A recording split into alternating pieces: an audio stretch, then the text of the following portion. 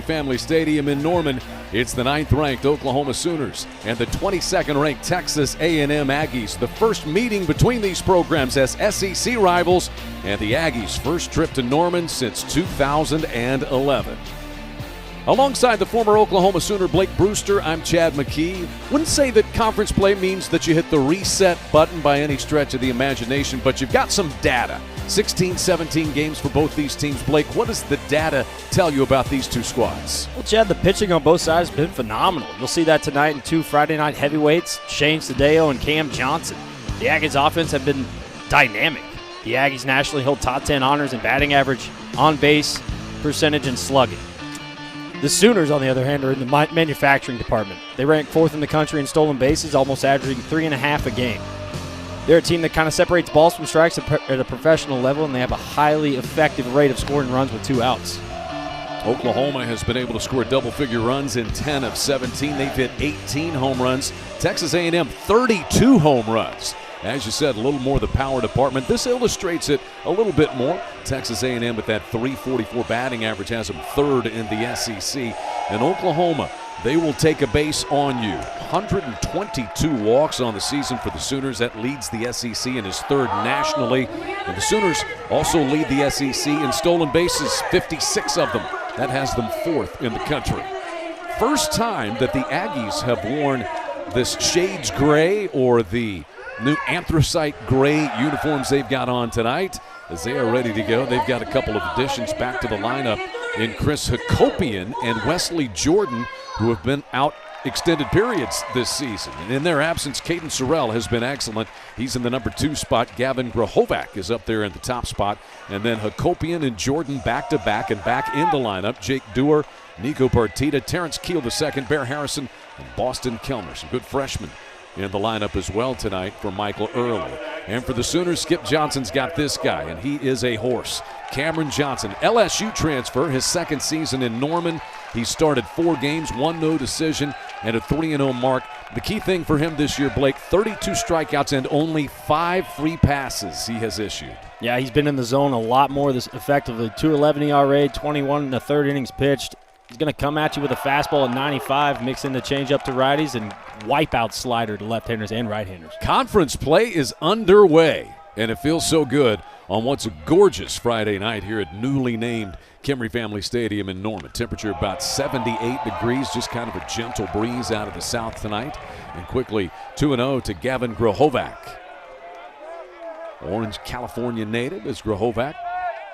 13 RBIs in his last 5 games. He's been hot, riding a 7-game hitting streak. 2-1 fastball at 96 miles an hour.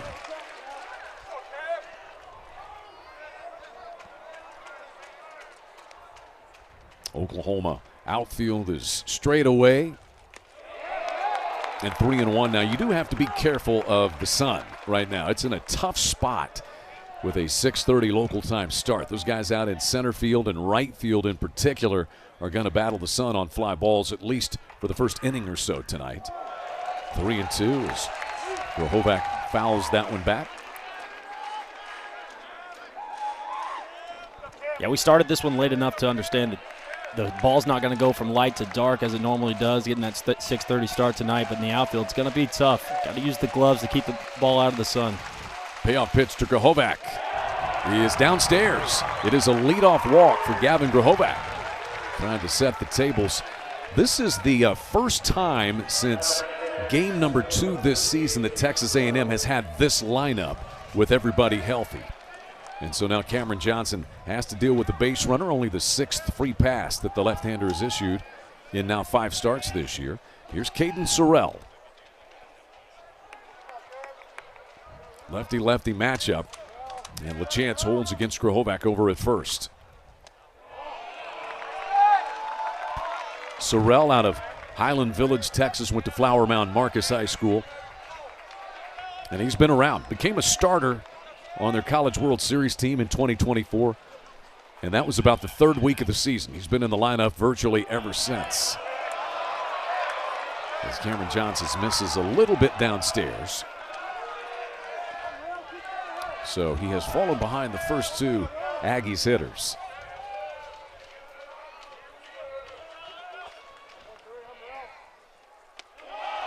And 3-0 now. Everything missing on that arm side. That release point's a little bit late. Got to try to get that back hip to your target.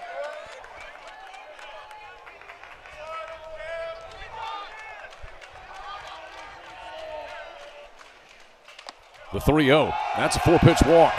And back-to-back walks to start it.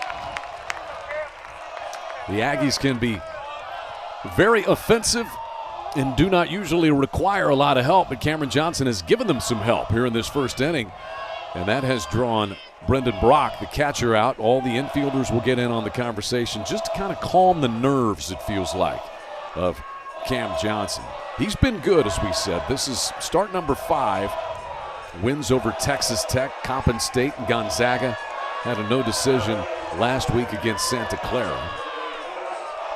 And a season ago, in 10 appearances, just 21 innings pitched, but he made 7 starts last year, and Oklahoma was 7-0 in his starts. Here's Chris Hakopian swinging at the first pitch, fouls it off. And the Aggies happy to have Hakopian back in there. His first game since February the 27th. He has missed the last 7 games, and he's only played in now 4 games total as he nurses a cranky back. That 1 home run came the last time he was out there against Virginia Tech, and then he left the game after hitting that home run. Off-speed pitch. 1-1 the count. Hakopian's out of Potomac, Maryland, and transfer from Maryland, his first year with the Aggies after 2 with the Terrapins.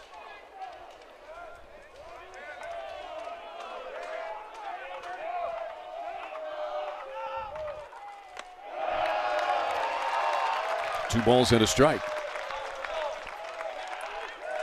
Still struggling to find the release point. Got to try to find a way to get a ground ball here. Limit the damage with the first 2 batters reaching on walks. And now 3 balls and a strike. Cameron Johnson in danger of loading the bases with walks. Johnson's been part of a great weekend rotation for Skip Johnson and the Sooners, along with L.J. Mercurius and freshman Cord Rager. 3-1, drilled to straightaway left field. Gamble backs up. It's off the middle part of the wall out there. Grohovac is around third, and he is in to score the first run. It's an RBI double off the left field wall by Chris Hakopian. Back in the lineup and making an early difference for the Aggies. They have a 1-0 lead. Great job by Hakopian there. Gets a fastball middle. In an advantage count, 3-1. Let's take another look at this. Yup, middle. Just drops the head to it, bangs it off the wall.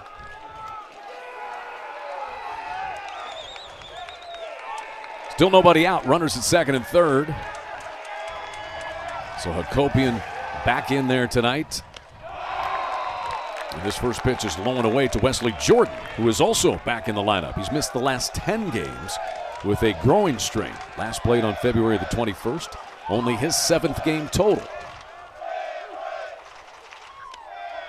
The 1-0 is through there.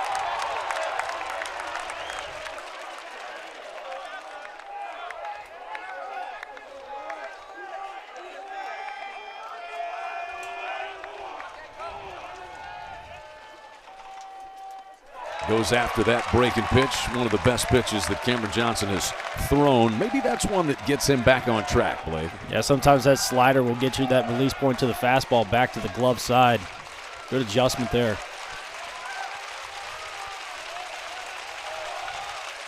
The 1-2, fastball just a little bit outside, and the count is all square.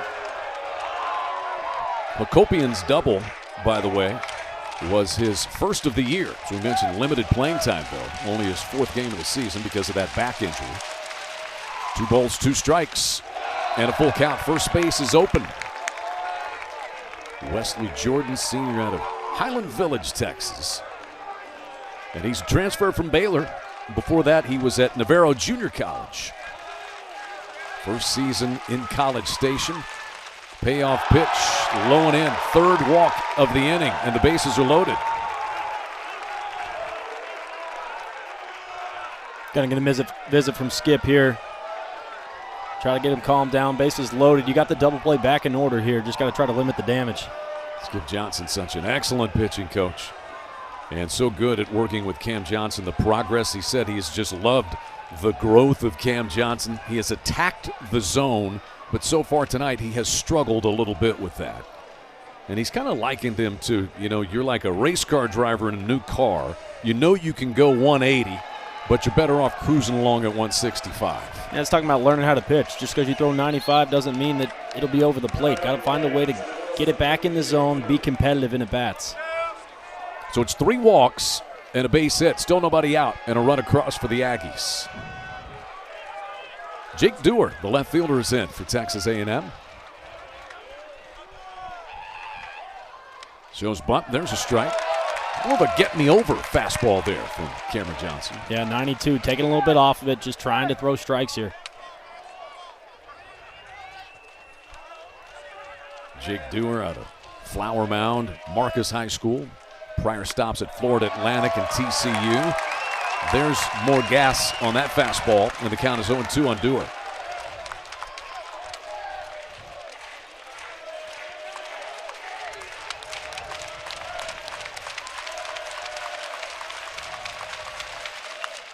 Kind of ran it in on him. Bouncing ball to third. Coming home with it. Camden Johnson throws it wide of the catcher, Brock. Safe is Sorrell. Home comes Hakopian. And the Aggies get 2 more and have a 3-0 first inning lead with still nobody out. Well, they had him dead to rights if it's a good throw. Yeah, we'll see Dewar kind of chop this towards Cam Johnson's way. Kind of handcuffs him a little bit. Has to get it out quick, and that's where we get the error in the E5. Sorrell and Hakopian come in to score, and Wesley Jordan stops at second base. So the first Oklahoma error of the night, and 3 runs across for Texas A&M on that error. Still nobody out, and Nico Partita is the batter with men at first and second.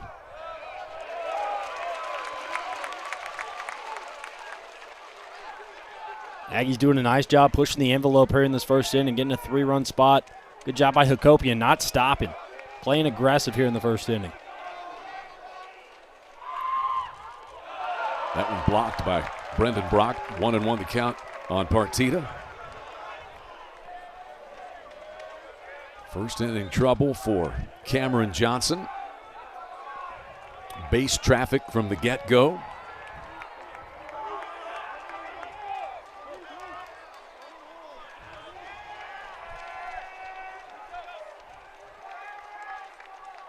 And Partita shoots this one off of Cameron Johnson. He'll scramble to it. The underhanded flip over to the first baseman. Dayton Chance retires Partita. Jordan and Dewar move up a base, and we'll see if Cameron Johnson is okay or exactly where that hit him. Yeah, let's check another look at this.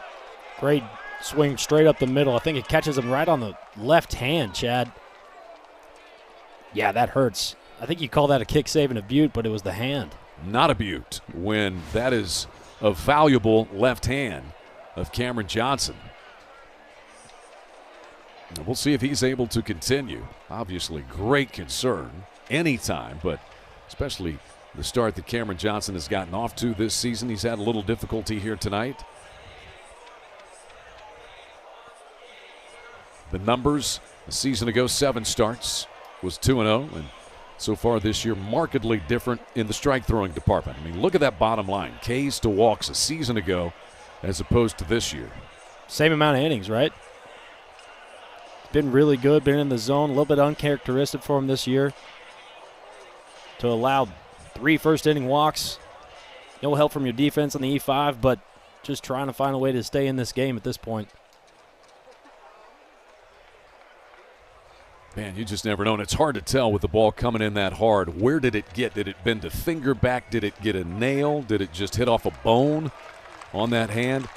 You know, they typically tell pitchers, you keep that bare hand by your side on a play like that. But athletic reactions sometimes get the better of you. And we'll see how Cameron Johnson is feeling here.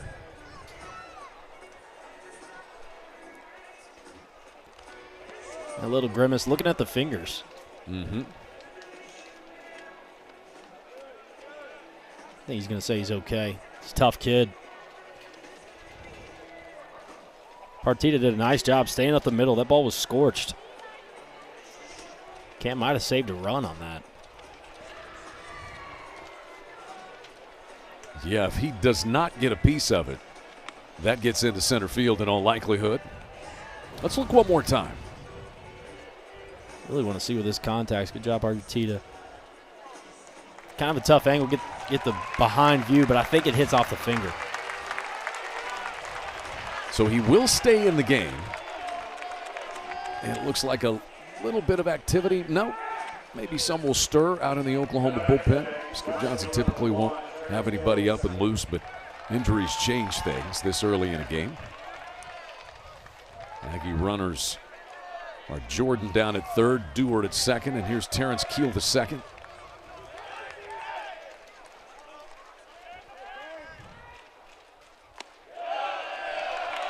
Johnson just missed either away or down, perhaps both, to this very good sophomore. Out of Atlanta, Pace Academy has reached base safely in all 16 games so far. And Johnson deals him a strike. Fastball at 95. To your point, Chad, elite speed on the base pass as well. 6 of 7 on the sole base category. Hitting .404 on the year. This is a promising young hitter.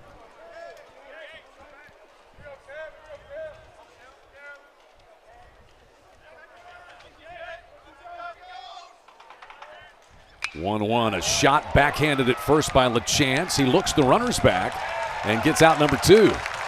Well played by Dayton LaChance down there. Really good swing by Keel there. Going to take another look at it. Does a really nice job of going away with this pitch. Fastball in the outer half. Looks like LaChance just throws the glove down, gets lucky. Look at what I found. Out number 2. Dayton LaChance playing down at first base again tonight. He and Brendan Brock rotate between first base and catcher. Sometimes they will DH as well. As the first pitch to Bear Harrison is in there. Junior catcher. Second year at Texas A&M. Spent some time at St. Mary's College out in the West Coast Conference. Johnson's 0-1. A little down and in.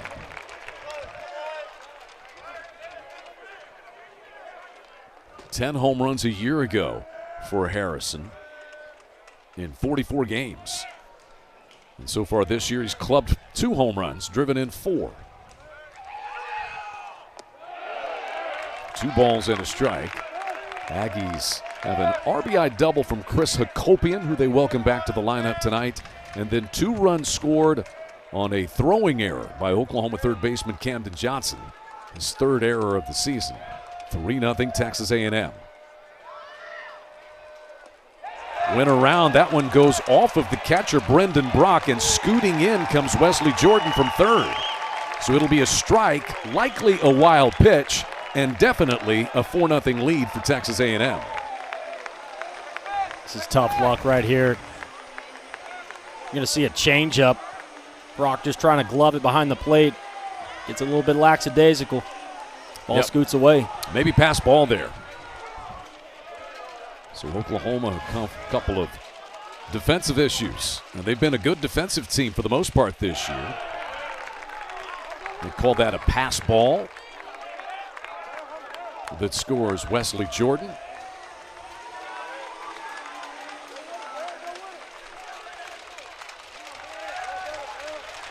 And a payoff pitch coming to Bear Harrison. That's the 4th walk here in the first inning.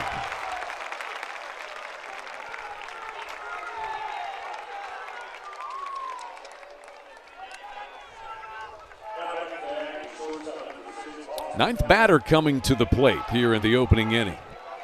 Boston Kellner, the shortstop for Texas A&M. Just 1 hit, but an error and 4 walks. And a big crooked number up there for the Aggies.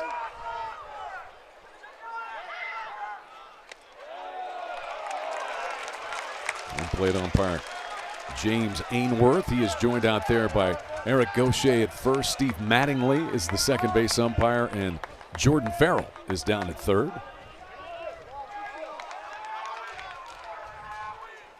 The 0-1 to Kellner. That'll even things up. Kellner, just a freshman from Chandler, Arizona, has reached base safely in all 16 games.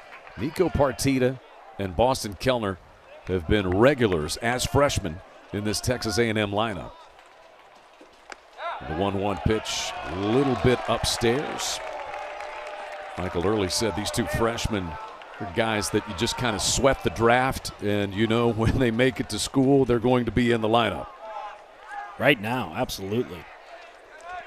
It's important for guys like that who've got ability to keep them in the lineup, give them confidence. The 2-1, sliced foul, back to the back screen. The physicality is certainly not an issue for Kellner. 6 foot, 205, looks the part. And he tries to extend the Aggies' lead. Cameron Johnson tries to extinguish what's been a tough top of the first inning for the Sooners.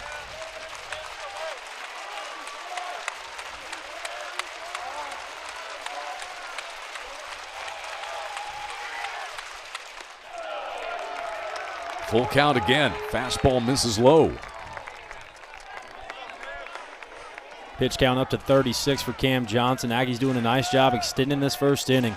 Put the crooked up number already. Just taking what they give them.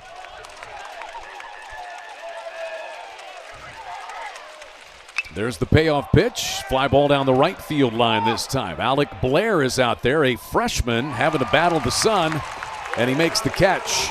But the Aggies get 4 on 1 hit, 4 walks, and an Oklahoma error. Sooners batting for the first time tonight when we come back to Norman. Texas A&M on top. Welcome back into Kimry Family Stadium in Norman. Left-hander Shane Sadeo toes the rubber for Texas A&M here tonight, making his 5th start of the year. Wins that he's had this year against Tennessee Tech, Virginia Tech, and Oakland. Had a no decision against Penn, but pitched 7 solid innings in that one as well. Here's the lineup for Oklahoma tonight. Trey Gamble and Camden Johnson, then Brendan Brock, who had a pair of doubles in Oklahoma's midweek win over UTA. Back on Wednesday, he drove in 3 runs. Jackson Willits and Dayton LaChance with Drew Dickerson DHing. Freshman Alec Blair out of Lafayette, California in the lineup and out in right field. And then a couple of the veterans, Kyle Branch and the speedy center fielder Jason Walk. Brendan Brock has been on a tear. 3 for 4 back on Wednesday. And here is Shane Sadeo. It's a guy that has battled back. Tommy John surgery, got injured in the run to the World Series in 2024. Was in the Super Regional of 2 years ago for the Aggies, but he has battled back to be in the lineup. His 3rd year at Texas A&M with that redshirt year last year. He's just a pro-looking type of a left-handed guy here, Blake. Right, veteran arm. Fastball's up to 94. Slider at 83. That's really a plus out pitch for him. You can spot it up on both sides of the plate. Change up mostly to righties.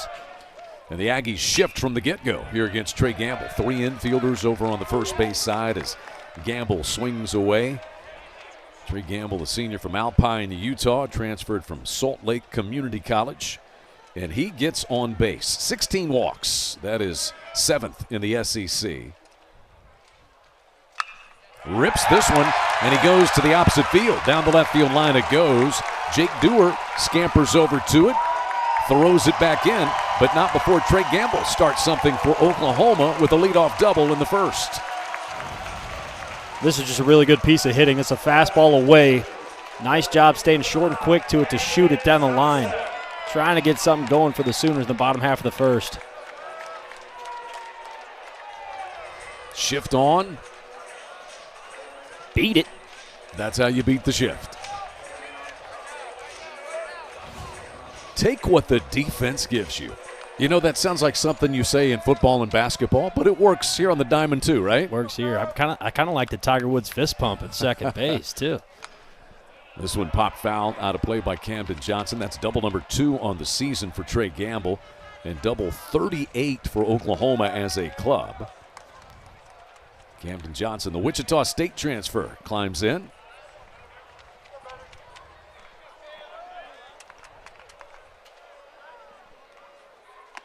Goes after that pitch, sweeping breaking pitch, and it's 0-2. Camden Johnson, an absolute menace if he reaches base. 16 of 17 in the stolen base department. Just a dynamic player. That's the one that comes up. You say his name, and that's the first word that rolls out of Skip Johnson's mouth, is dynamic for this guy.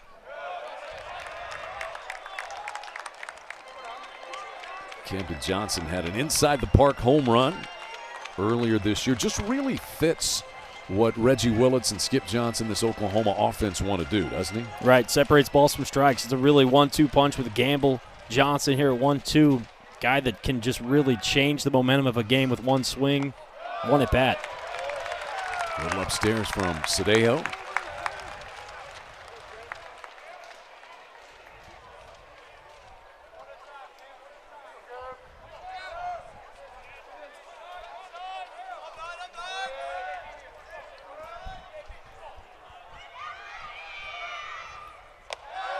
Johnson looks at that one upstairs. One thing the Aggies do extremely well as a staff is not walk people. They lead the country in fewest walks per 9 innings, 1.58 average, and a lot of strikes. They are second nationally in strikeouts to walks ratio, about 5.5 strikeouts for every walk issued. But in danger of a walk now is Sadeo. He's gone 3-2 on Camden Johnson. Yeah, this is a spot where he does feel comfortable throwing that slider full count. It's a pitch that he knows he can spot up at any time. Got to be ready and willing to hit it.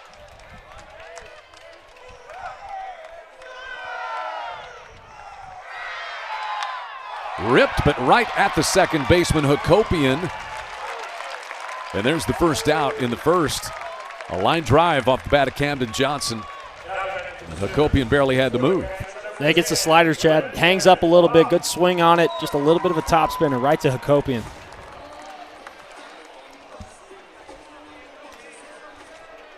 That brings in the Oklahoma catcher, Brendan Brock.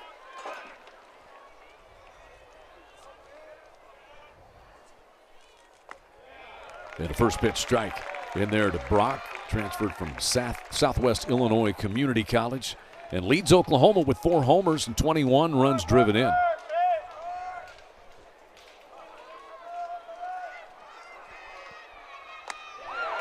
Whips that fastball by him. Skip Johnson has said he doesn't know where Oklahoma would be without the 2 they brought in, Dayton LaChance and Brendan Brock behind the plate, replacing one of the best that Oklahoma's had in Easton Carmichael. In the air to left center field. Dewar is back. This ball is going to bang off the base of the wall. Gamble scores. Brock charges for third. He dives in with a triple, and Oklahoma is on the board. It's an RBI triple by the catcher, Brendan Brock, who continues his recent tear for Oklahoma at the plate. This is just a great 2-strike approach. Elevated fastball, quick hands to it, gets it to the power alley. 22nd RBI in the year. And he shows off his wheels. Pretty athletic for a catcher. Wait a minute. That's not fair to say about a catcher.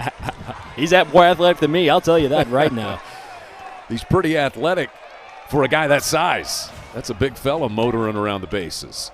And so Oklahoma's on the board with 1 here, and Jackson Willits, the switch hitter, batting right against the lefty Sadeo.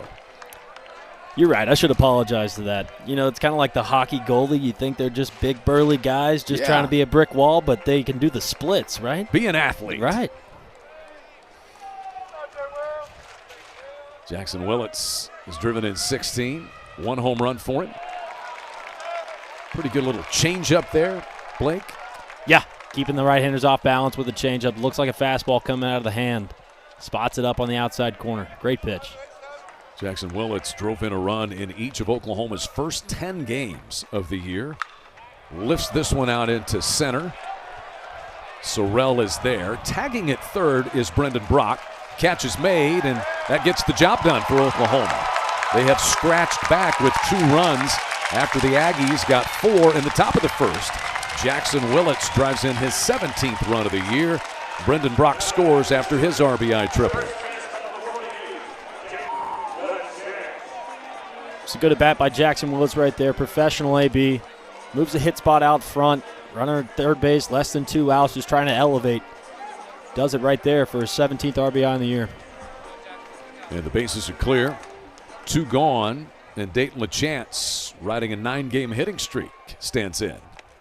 Big hack at that one.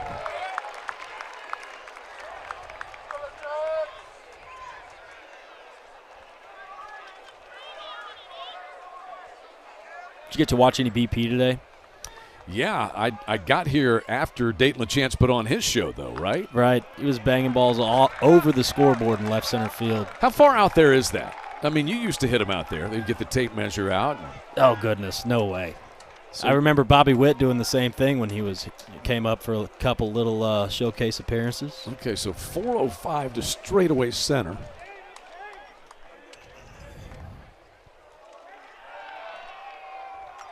As that one is hit foul. 550 maybe? I'd say you're about right with a severe launch angle. Maybe a stretch for 550. 500 maybe. Okay, I'll go with you there. I bet his teammates would be glad to measure it for him if he'd hit one out there in a game. He will take one, yeah. 0-2. Kind of a mini shift on for the Aggies, as that one misses a little bit outside. The second baseman, Hakopian, is nearly right behind the bag at second. Hovack is almost all by his lonesome over on the first base side. 1-2. This is well hit into left center field. Back goes Sorrell. This ball is off the top of the wall. LaChance heads to third. He's going to try for the second triple of the inning for Oklahoma. And he's safe. How about two catchers with triples in this inning for the Sooners? Great swing here. Let's take another look. Another fastball elevated. Nice job. Thought I had a chance to get out of here. With that new fence in the outfield, you're going to get some caroms. Let's check it out. Going to hit off the top of the wall and go hard right. Giving LaChance the opportunity to take third base. So 2 triples in the inning. That is 8 on the season for the Sooners. And now Drew Dickerson, the DH, will get a chance. Shift is on the other way for the Aggies this time. And now the second baseman, Hakopian, moves a little closer to first base over there. Drew Dickerson, good when called upon for Oklahoma this year. 2 home runs, 12 runs driven in for him, and batting .333. And he's got a hit in 5 straight games. In fact, he's had a triple in each of his last 2 games, says Drew Dickerson.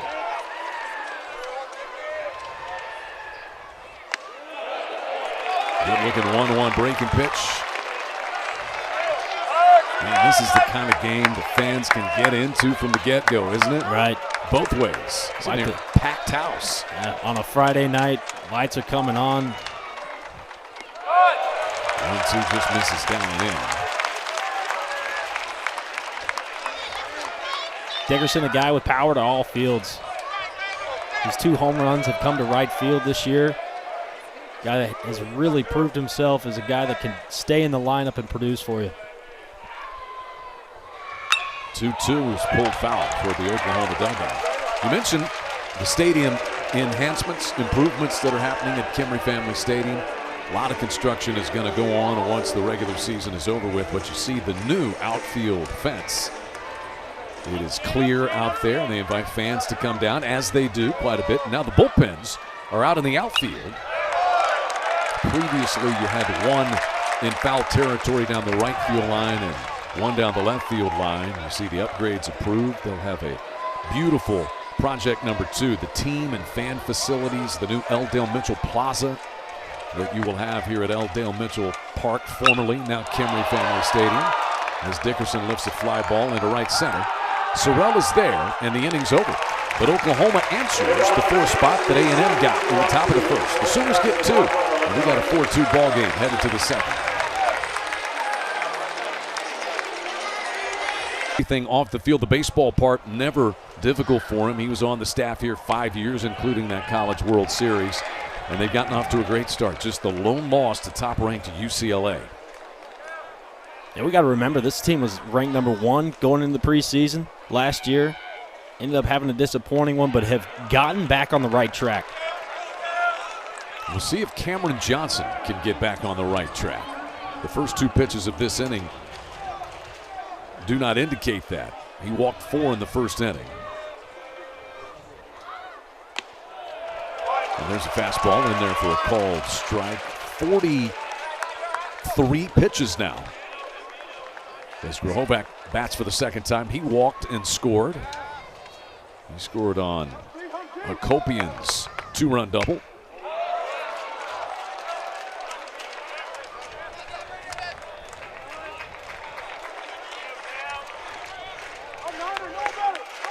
Cameron Johnson trying to flip the page on a tough first inning. And a full count. Aggies 8th nationally in batting average coming in, and that's without Hakopian and Jordan for a good deal of the season.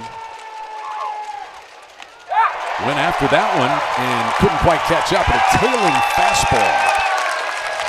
That is the first strikeout of the night for Cameron Johnson. Yeah, this has been the miss all day long. Gets to a full count. The fastball that runs away from Grahovac. Great pitch. Here's Caden Sorrell. He walked and also scored in the first inning. 407, 8 home runs. Oklahoma shifting against him. 3 infielders over on the first base side. And the fastball misses low.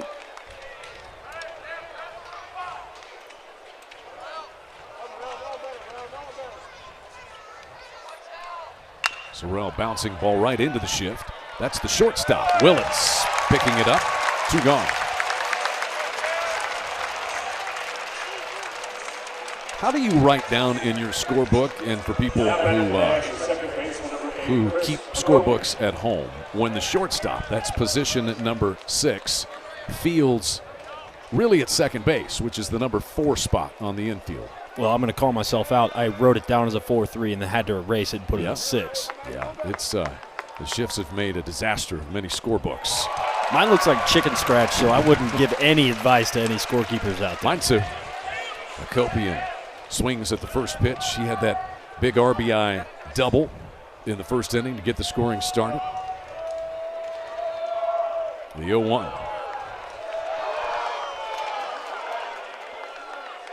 Hakopian had the 2 seasons at Maryland before coming to College Station this year. He was on the Big Ten All-Freshman team 2 years ago, and then second team All-Conference for the Terrapins last year. 2-1 the count to him. Aggies batted 9 in the first, so they go right back to the top of the order here, but Cameron Johnson has retired the first 2.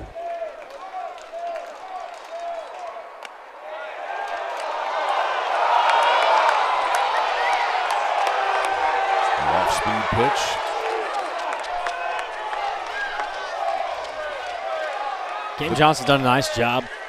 Your offense goes out, cuts the lead in half, where you get 2 quick outs. Back with a 3-1. Big swing there from Hakopian. His first game since February 27th. You would imagine the Aggies are a little, every time he takes a big whack like that, just making sure that back stays good. Powerful dude, man. 6'2", about 215 pounds. And Johnson missed outside. So it's a 2-out walk.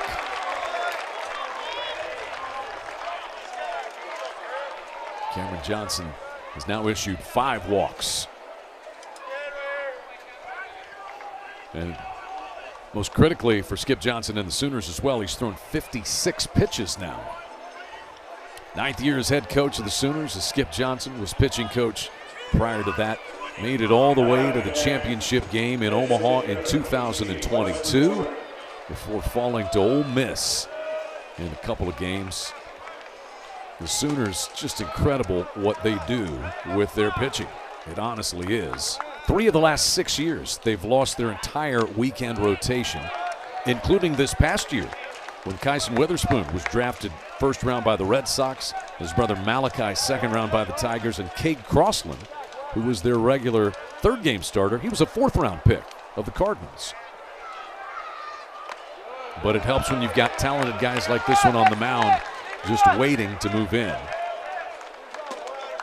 Certainly the most struggles, though, that Cameron Johnson has had this season.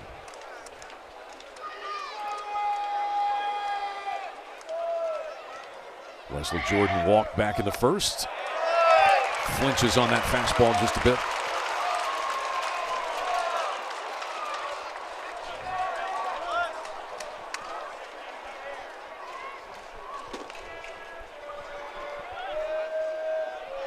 Four home runs and a .474 batting average for the cleanup man. Oh, that was close. And the fans in the lighter shade of red are letting the plate umpire, James Ainsworth, know. 3 balls and a strike to Wesley Jordan. His first game since February the 21st.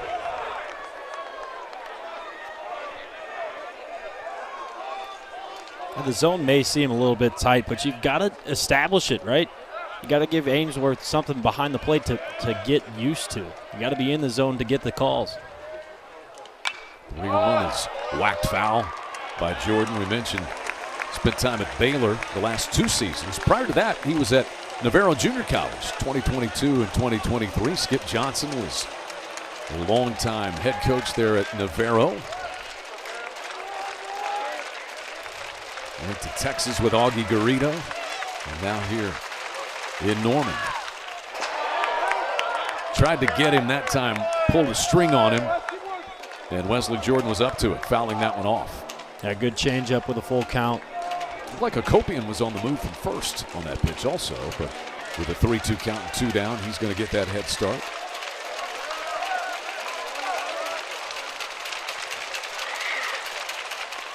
And there's ball 4.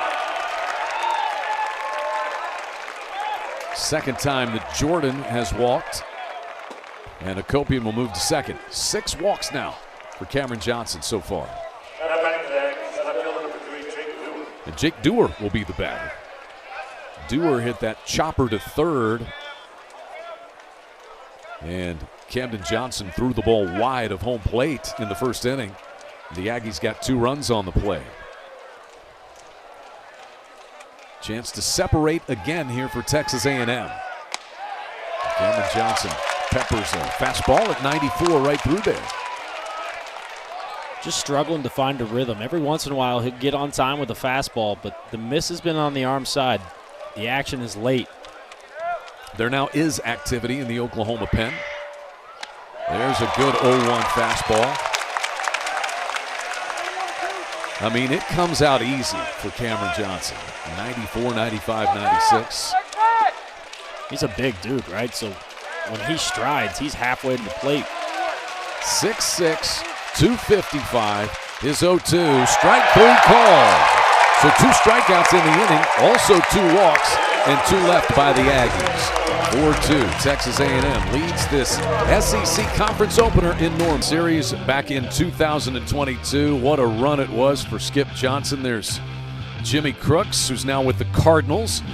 And just great pitching from guys like Cade Horton, who was the runner-up to National League Rookie of the Year with the Cubs just last season. They beat the Aggies twice en route to making the finals as they beat Texas A&M 13-8 and then eliminated Texas A&M 5-1. This is the first time that these teams have met since then. They did not meet in Oklahoma's first foray into the SEC a season ago. And the first venture to Norman for the Aggies since 2011. Freshman Alec Blair up for the first time, lefty-lefty against Sadeo. Such a good rivalry over the years. Already tonight, they're getting into it. It's just like old times, you know? And what a great matchup it's been. It's tied. This is matchup number 69, and it's all even, 34 apiece. Blair takes 2 balls and a strike to him. Alec Blair, also a basketball player, but elected early during the basketball season to just focus on baseball. more regularly in the lineup. And this is what it looks like right here. You're talking about 6'4", long, lean athlete is Blair. 6'6", about 200 pounds. Had a double and a triple against Santa Clara Sunday, series finale of that one. Here's the 2-2, kind of in on him, and he bounces it past the shift. That's the second time the Sooners have done that tonight. Up with it comes Dewar in left field, and Blair gets held to a leadoff single in the second. Good hitters get hits, Chad, and sometimes they look like that. Whole defense on the right side of the infield, just a little 12 hopper, 1, 2, 3, yep, 12 hoppers through the infield. So explain it to me, Blake. You shift to the right, you kind of pitch inside, expecting that he'll pull it, and instead you jam it, right? Sometimes it works out like that, right? Yeah, it does. You feel like you got everything right. Feel like he's a pull guy in a 2-strike count. You get this defense set up, and he goes the opposite way. Here's Kyle Branch taking a strike. Kyle Branch playing second base again for Oklahoma tonight. Had a double in the midweek against UT Arlington. Sophomore, started every game as a true freshman last year out of Lucas, Texas. Lovejoy got to play against his brother last year when Oklahoma went to Georgia. Kyle Branch been a Sooner fan all his life. There are many of those who grow up south of the Red River but are Oklahoma fans. Yeah, it's never really made sense to me. Did you have teammates that were that way? Yeah, I had a couple. Kyler was that way, but he had family ties, right? There was a couple that way, and it just never made sense to me. All those big schools around there, A&M being one of them, College Station. 1-1 pitch lifted into shallow right field. The second baseman, Hakopian, is out, and he will make the catch. Speaking of, you said the name Kyler, former Aggie and Sooner, first-round pick baseball as a Sooner, top overall pick as a quarterback playing Sooner, and now a Minnesota Viking as of yesterday, we hear. Happy for him, man. Yeah. Dynamic player, really good guy, goes about his business.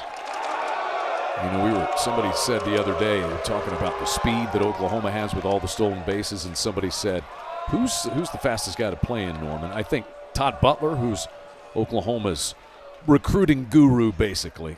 He has the single-season stolen record, and people were throwing out names, and then somebody went, oh, yeah, a guy named Kyler played at Oklahoma.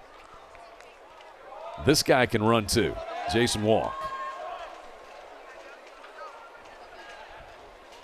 And Walk takes a little bit upstairs. Been scuffling a little bit, but perhaps the midweek game the Sooners played against UTA, he had a double, stole 3 bases, scored 3 runs.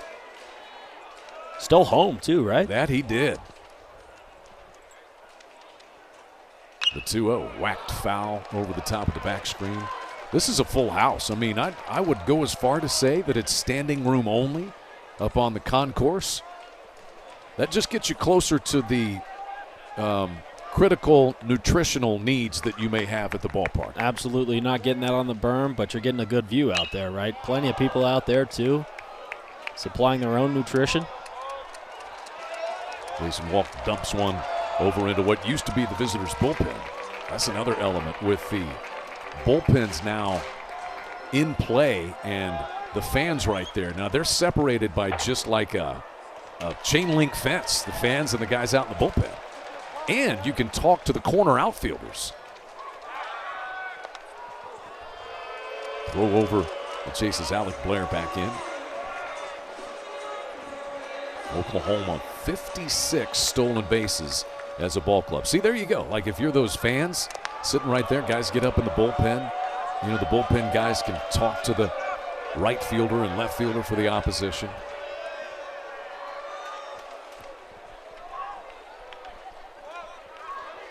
Here's a 2-2 for Walk. Bouncing ball, the second baseman of Hakopian, flipping it to the shortstop, Kellner. And the Aggies roll over their 8th double play of the year to get out of the inning. A leadoff single, but that gets erased on the inning-ending double play. Jason Walk bounces into it. And we go to the top of the 3rd with Texas A&M leading at 4-2. Beautiful Friday night for this series opener and the SEC opener for both squads. Oklahoma coming off a win over another Texas team, UT Arlington, back on Wednesday. It was a game that was delayed because of weather by 1 day, so the Sooners have only had 1 day off, but 14 strikeouts. This Oklahoma pitching staff has had double-digit strikeouts in 5 straight games and 11 of 17 this season. It was Johnny Holstaff in the midweek for Skip Johnson and the Sooners, as it has frequently been. And Cameron Johnson, we'll see how long he is allowed to go here. Pitch counts getting up on the left-hander. It's at 66. Nico Partita is in. And that one is in there for a called strike. Partita hit that comebacker that Cameron Johnson deflected. He got a good piece of him. He threw a couple of little warm-up tosses and decided to stay in the game. You see Oklahoma overall, 296 earned run average. That's called a strike.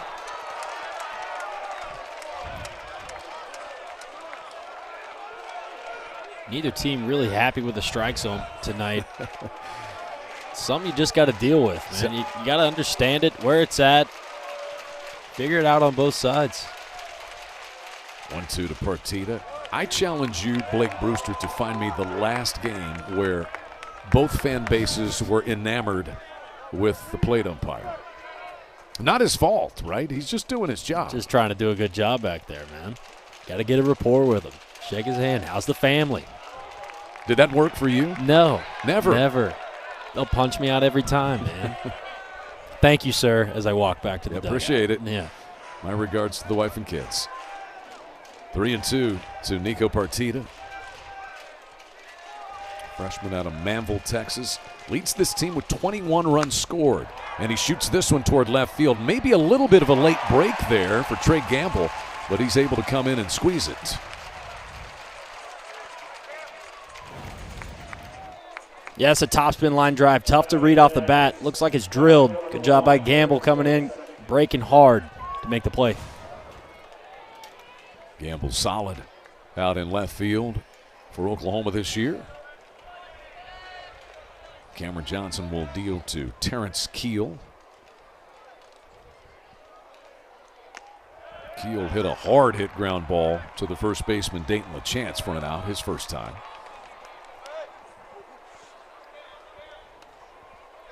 Michael Early said he's just gotten a lot stronger.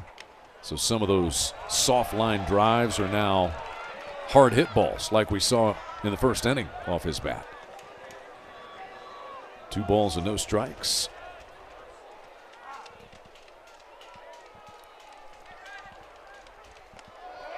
And now 3-0.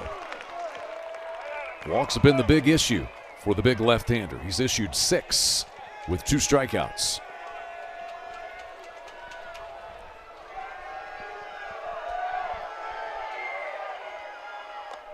And there's a 4-pitch walk with 1 down in the third. And Skip Johnson's going to the bullpen. Not what he wanted or even expected from Cameron Johnson tonight, as he has to lift his starting pitcher in the 3rd inning.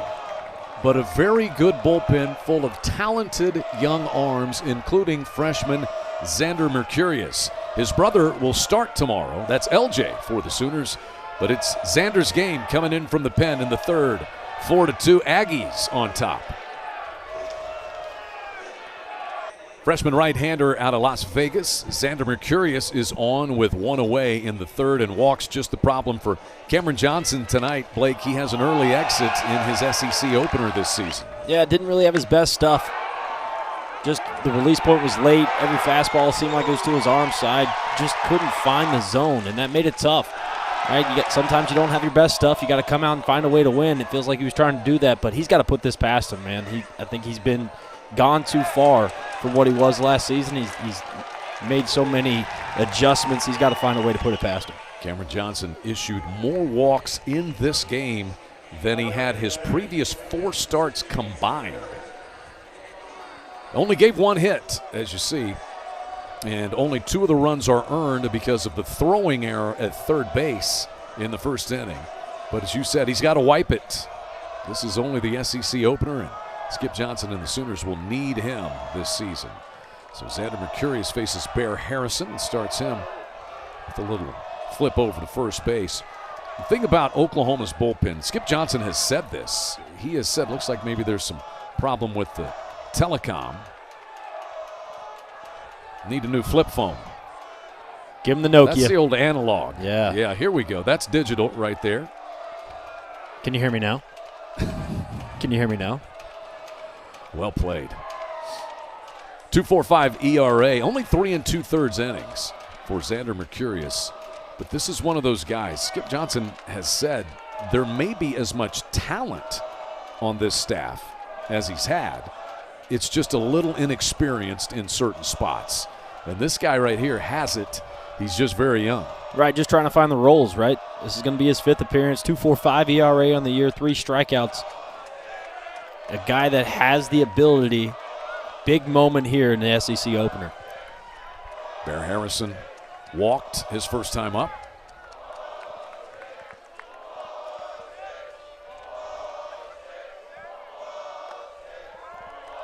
Fastball touches 96, but also misses.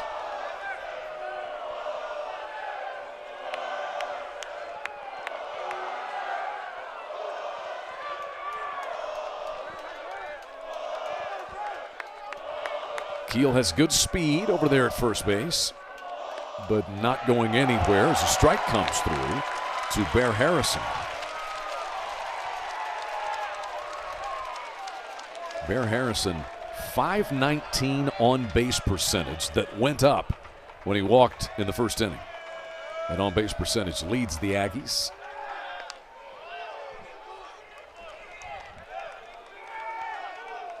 Keel was 6 out of 7 in the stolen base department. Aggies have stolen 22.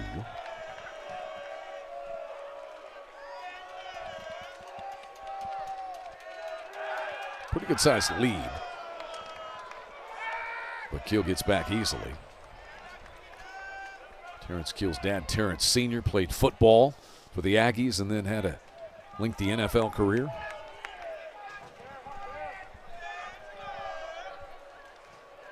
Xander Mercurius, 2-1. Hit pretty well to left. Gamble can't reach it. It's going to bounce off the warning track and then the wall. Picked up by the center fielder walk. But Keel is going to score easily from first base on the second double of the ball game for the Aggies. This one by Bear Harrison gives Texas A&M a 5-2 lead in the third. It's a fastball at 96, elevated right at the belt. Bear Harrison doing a nice job turning it around. Got it timed up. Keel doing a nice job scoring from first on that. Elite speed on the base paths.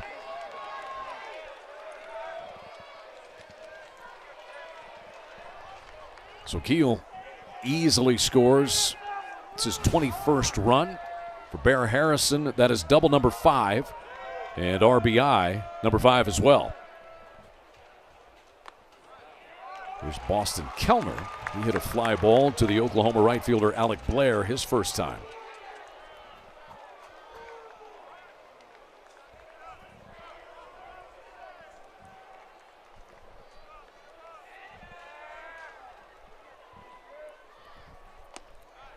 The 0-1 over the inner half for a strike.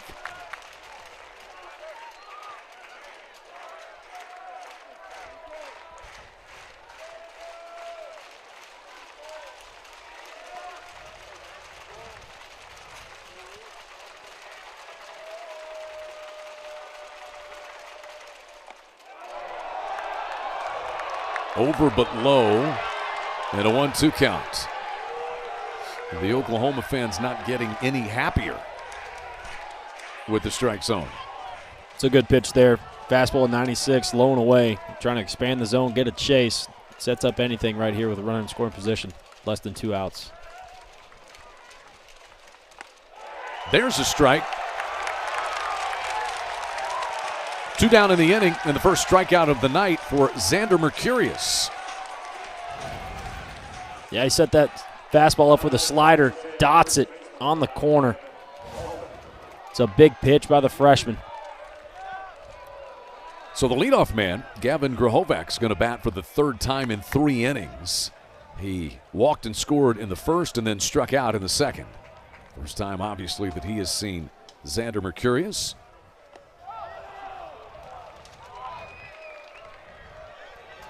(5-2) Aggies on 2 hits and 7 walks. An Oklahoma error that allowed a pair to score. 1-0 for Grohovac.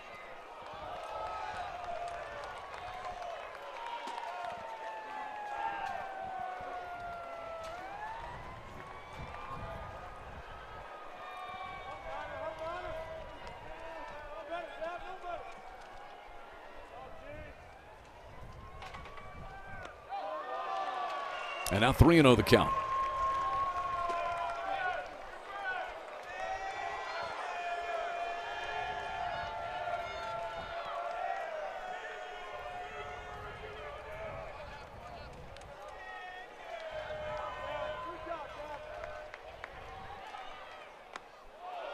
Strike over the inside corner. That'll make it 3-1. Mentioned earlier that Gavin Grohovac only played 6 games a season ago. It's his 3rd year at A&M. Came in 24 home runs in 2024 on that College World Series team, and then injured his shoulder 6 games in last year and was shut down for the year. He hits a bouncing ball to first, and LeChance will flip it to the pitcher Mercurius for the final out. Solid job by Xander Mercurius out of the Oklahoma bullpen, but Texas A&M gets one more, and they lead 5-2, headed to the last of the 3rd. Just a gorgeous night at Kemery Family Stadium in Norman. Welcome back alongside Blake Brewster. I'm Chad McKee. Aggies with a 5-2 lead in this series opener and conference opener. They've taken advantage of 7 Oklahoma walks and 1 Sooner error. Oklahoma was able to scratch out a couple in the first off Shane Sadeo, and he got a double play in the second. So it's back to the top of the order for the Sooners, and Trey Gamble, who beat the shift with a double down the third baseline his first time, and the Aggies employed the shift again for this at-bat.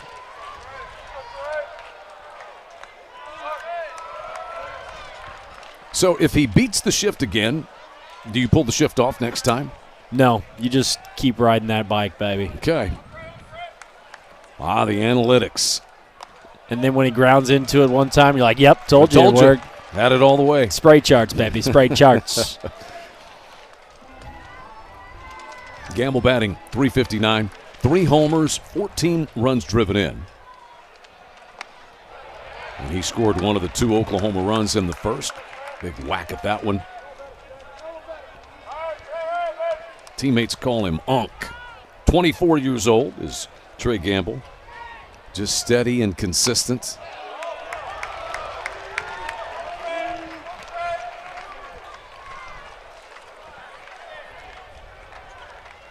Two balls and 2 strikes to Trey Gamble.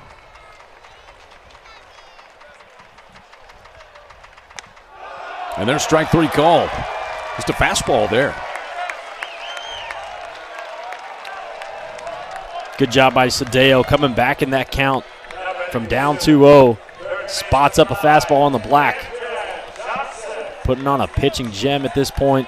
Just locating left and right in any pitch, any count. Here's Camden Johnson, the Sooner third baseman. Lined out to the second baseman, Hakopian, his first time. A little different looking windup from Sadeo. Doesn't stretch his arms way over the top of his head. It's kind of a low wind and stretch set position, if you will.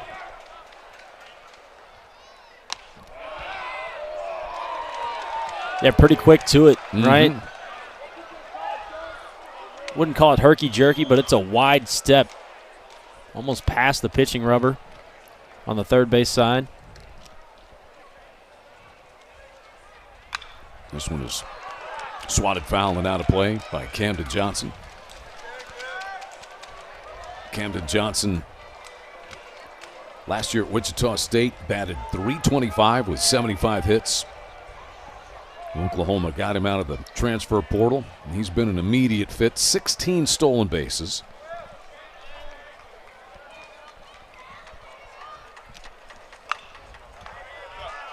Count will stay at 1-2 on him. It's a good pitch right there. Fastball, variable count 1-1. Comes in with the fastball, just establishing the inside part of the plate. Look for him to go slider away here to get him out. Comes up and in on him. And a foul ball off the bat handle. So it'll stay right here. The Aggies were kind of looking down at third base umpire Steve Mattingly, or beg your pardon, Jordan Farrell, as though they wanted to get him to appeal, see if he went around. Certainly didn't look like it. Base hit.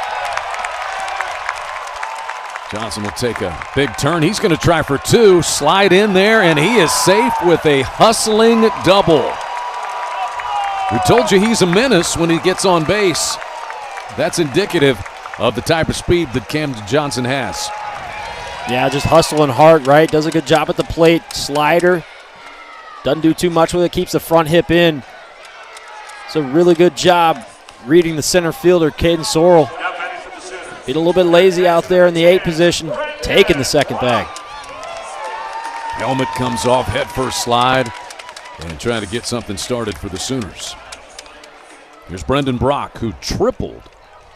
That drove in Trey Gamble back in the first, and then he scored. Those are the kind of plays, Chad, the Sooners are going to need to get back in this game. You got a 3-run deficit, still a lot of baseball to play. But you got to play the fundamentals, the intangibles, people like to call them. Oklahoma has out-hit Texas A&M 5-2, the same count by which the Aggies have outscored the Sooners. Brendan Brock tripled and then scored on Jackson Willits' sacrifice fly.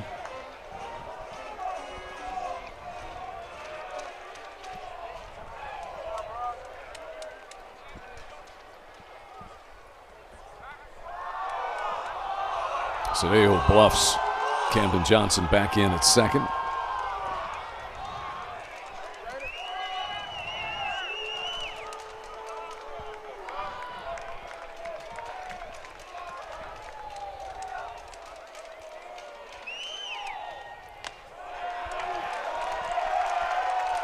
Breaking pitch stays up high.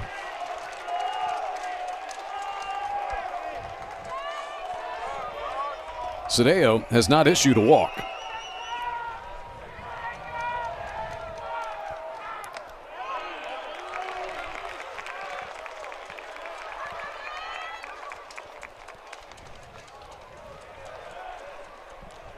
It's the count the Aggies have really excelled in tonight.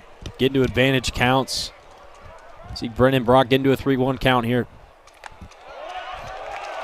There's the first walk issued by Sadeo. And Oklahoma will bring the potential tying run to the plate here in the third. As we said, walks have been a rarity for this pitching staff. They lead the country in fewest walks per 9 innings. And that is 1 for Sadeo. Here's Jackson Willits. Drove in the second Sooner run with a sacrifice fly to center field, or to left field, I should say. We'll have a little conversation here. Jason Kelly, associate head coach, pitching coach for the Aggies. This has got to be strategy conversation. You got speed on the base pass with an RBI guy and Jackson Willits at the plate. Just trying to get this right. Opening night all around the SEC tonight. We'll keep you updated with some of the scores. Yeah, Tennessee and Georgia, top 25 matchup. Alabama, Kentucky. Maybe the marquee series is third-ranked Mississippi State at fifth-ranked Arkansas. The SEC with 6 of the top 9 ranked teams by D1 baseball this week and 11 in the top 25. Kind of hard to slice up a schedule and say you've got an easy schedule in this league. With 10 teams in the top 25, right? 11. Willits takes a strike here. Yeah, you got to come in, week out, and be ready to play. Oklahoma's next 2 weekends at LSU, at Texas. So you got 3 straight top 20 series right out of the gate. As the 0-1 pitch is in there for a called strike 2 to Willits. Yeah, last year Missouri was the team to kind of beat up on. They're having a good year as well. It's a gauntlet. Yeah, Missouri is off to a fast 15-2 start. They're one of the teams, 4 of them at 15-2, along with the Sooners. 0-2 to Willits. Base hit through the right side. Here comes Camden Johnson. The throw will be cut off and then sent to third, where Brendan Brock dives in safely. RBI base hit with 2 strikes for Jackson Willits, and Oklahoma gets back within 2. It's 5-3. It's another good 2-strike approach right there. You'll see him get a fastball away, elevated, shoots it through the 4-hole. Professional at bat by Jackson Willits. Camden Johnson with enough speed to score that run, cut the lead to 2. Boy, that's the word you use for Jackson Willits. Certainly the one that Skip Johnson and the staff use to describe Jackson Willits. Just approaches it like a pro, as his younger brother Eli is nowadays. He's in spring training with the Nationals after being the top overall pick. Jackson Willits has driven in 2 of the 3 Oklahoma runs, and here's Dayton LaChance now with a 10-game hitting streak after he tripled back in the first.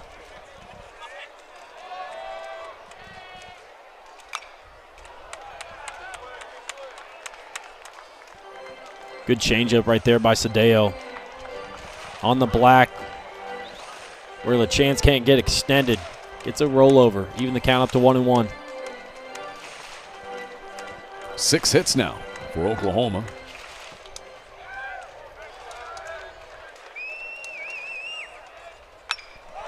Driven to deep left field. He turns on this ball, and they will look and say it is a foul ball.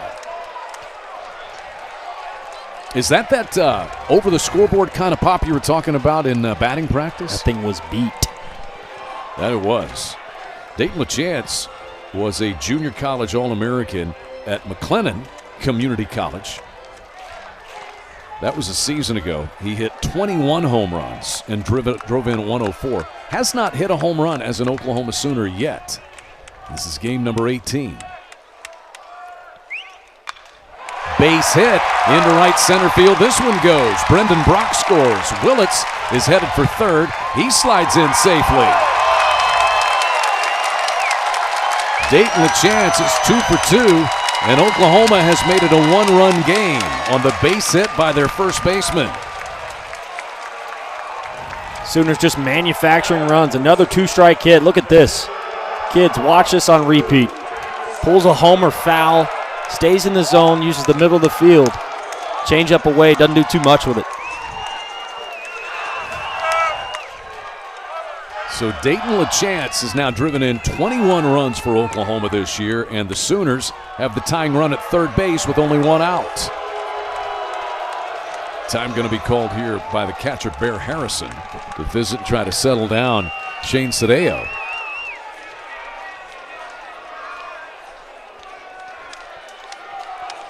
Texas A&M got 4 runs in the first. Oklahoma scratched back with 2 in the bottom half of that inning. Bear Harrison's RBI double gave the Aggies a 5-2 lead in the top half of this inning. But the Sooners have gotten 2 more. 9 runs on the board, and we're in the bottom of the 3rd inning. Sit tight. Typical Friday night? What? In the SEC, yes, sometimes it can be. Drew Dickerson flied out to the center fielder, Caden Sorrell, his first time.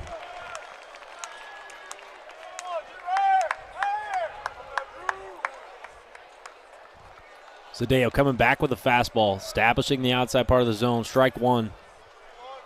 Oklahoma's knocked him around more than anybody this year. That's the 7th hit he's given up already. 1-1 the count.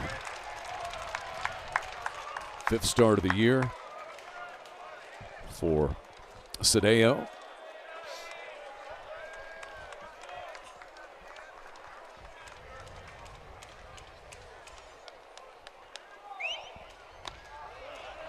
And there's strike 2. Another fastball there.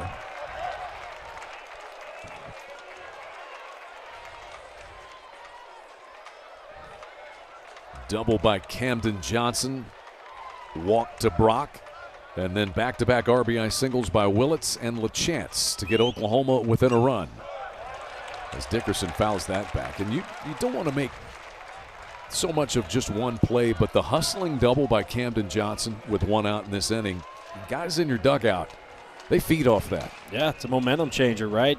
Get the juice up. It's kind of like a fight in hockey. Get the guys going a little bit. You ever seen a goalie fight? Yeah. Interesting analogy. This one is outside.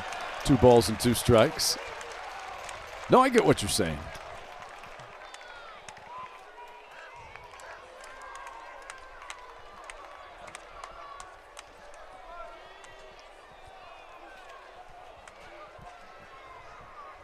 Lead run aboard for the Sooners, and the toss goes over there to first base.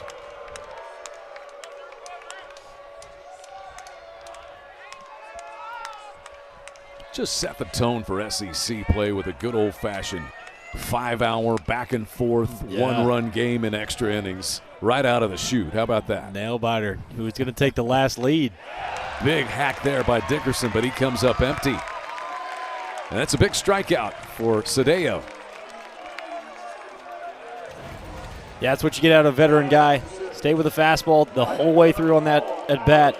Elevates. Gets Drew Dickerson to swing underneath that ball. 2 strikeouts in the inning are the first 2 of the night for Sadeo. And he tries to finish it against freshman Alec Blair, who also beat the shift his first time up. And he slices this one into the foul corner. Long journey and crashing into the wall is Jake Dewar. That one lands foul and out of play.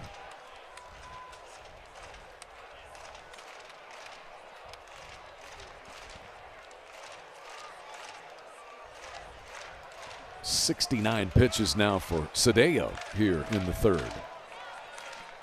So it's not looking much like either starter is going to go the distance here tonight. Cameron Johnson lifted in the third for Oklahoma, and Sadeo getting his pitch count up. Into the shift, right at the second baseman, Hakopian, and the inning is over. But Oklahoma gets 2 more on 3 more hits. 5-4, Aggies on top, headed to the top of the 4th. Right out of the gate in SEC play. This is the 3rd inning alone. That's an RBI double by Bear Harrison that gave the Aggies a 5-2 lead. But Oklahoma responding once again. Jackson Willits coming through with the big RBI single. Made it 5-3 Aggies, and then the base hit by Dayton LaChance to make it a 1-run game headed to the 4th. Your 3 inning totals for the visiting Aggies: 5 runs, 2 hits, no errors, 5 men left. And for the homestanding Sooners, it is 4 runs on 7 hits. They've had the game's only error, and it was a costly one. And 3 men left on the base paths for the Sooners tonight. Xander Mercurius back out. He got the final 2 outs in relief of Cameron Johnson in the Sooner third. Caden Sorrell is 0 for 1 with a walk and a run scored. Oklahoma shifts against him again. His last time up, he hit one to the shortstop, Jackson Willits, who is over there where your second baseman would typically play. Pulled the string on him there, 1-2.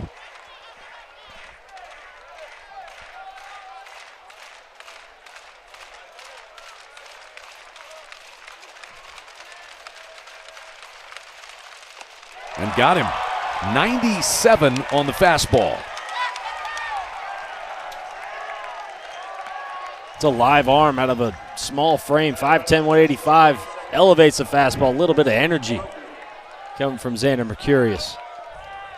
Big strikeout for the freshman. Like Pedro Martinez. Oh, yeah. 2000 All-Star game. 1 down, and Hakopian will be the batter. He has reached safely twice.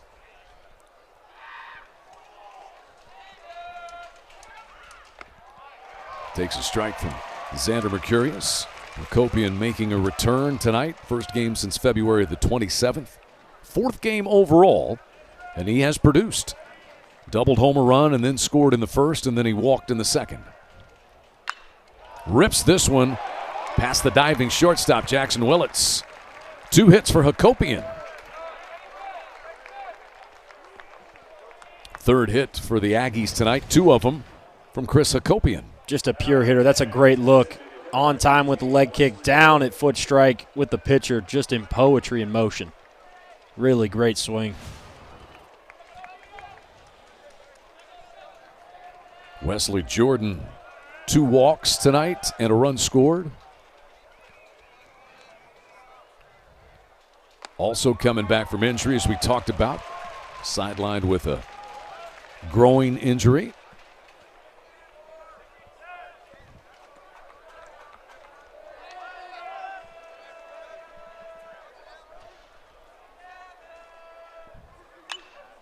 This one slashed down the right field line and foul, and it's 0-2 on Wesley Jordan.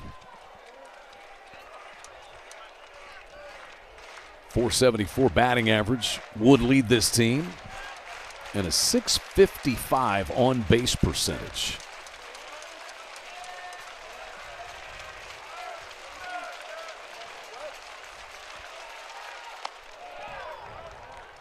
Not chasing that offering from Xander Mercurius, the Nevada Class 4A Player of the Year last year, top 100 recruit.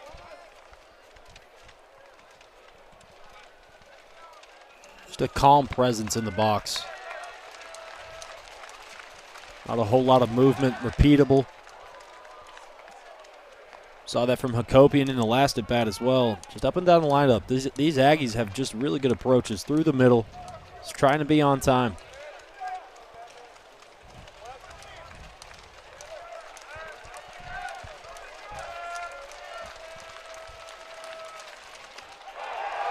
Strike 3 called. Second strikeout of the inning for Xander Mercurius, and the 3rd since he came on in relief. Yeah, this is a really good pitch. Slider, down and away, dotted.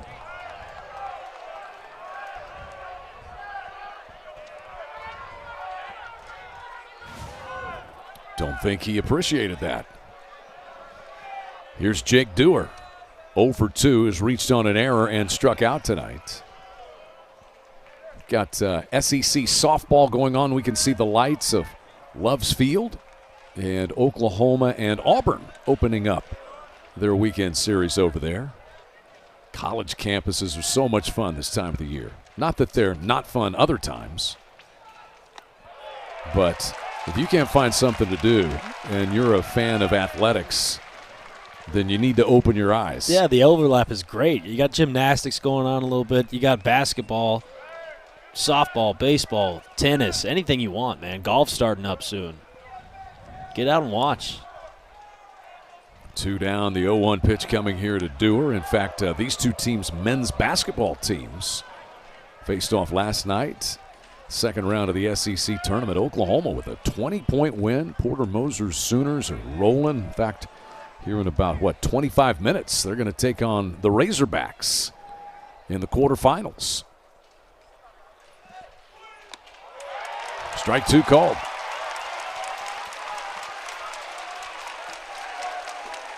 Yeah, every win matters in the SEC tournament, right? Sooners on the first 4 out in that list. Got to just try to keep stacking up wins. Put your faith in the committee.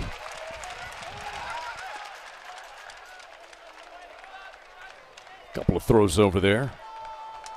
Hakopian not showing much sign that he's going anywhere. He has not attempted a stolen base this year. Xander Mercurius.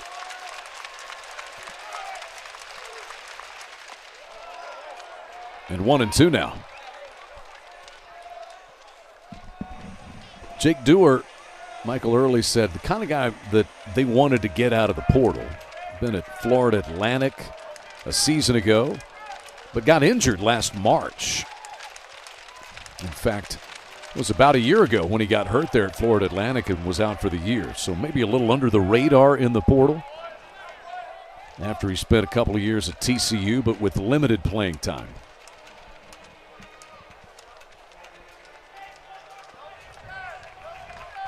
Xander Mercurius readies the 1-2 for Dewar.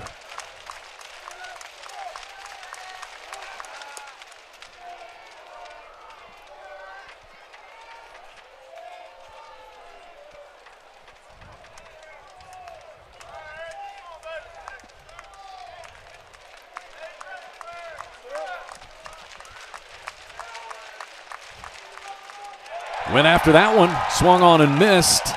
Strike 3. And so Xander Mercurius strikes out the side. All 4 of the outs he has recorded, Blake Brewster, have been via the strikeout. Yeah, fastballs up, sliders down, whatever you want. Xander Mercurius not afraid of the moment tonight. SEC opener. Get another look at it. Slider down, getting the chase. Freshman going off. Come on. 5-4 Aggies on top of the Sooners in the SEC opener and the series opener here in Norman. Here's a little game summary. Aggies have stranded 5. They got 7 walks issued to them and have played to the 5 runs. Sooners, though, have scratched back Oklahoma 7 runs to pick up 4 hits. Oklahoma starter Cameron Johnson left in the 3rd, but Xander Mercurius has been good replacing him. Kyle Branch to lead off for Oklahoma here. Shoots one toward the center fielder Sorrell, who ranges over for the first out.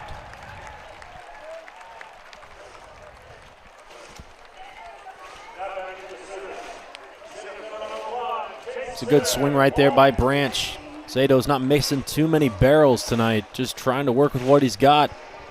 Trying to find outs, bridge the gap to the bullpen. Here's Jason Walk.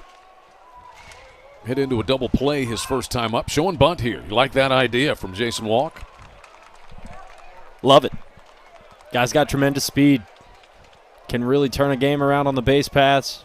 Really good defender. He gets going. He can be a real threat to anybody he's up against. 2-0. He's taking a fastball there. Jason Walk last year batted .267, 9 home runs, 13 doubles, and 18 stolen bases.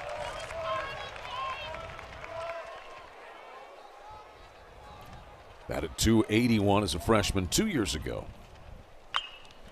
Bounces this one off the glove on the backhand by Partita, but he gets up and throws him out. 2 gone.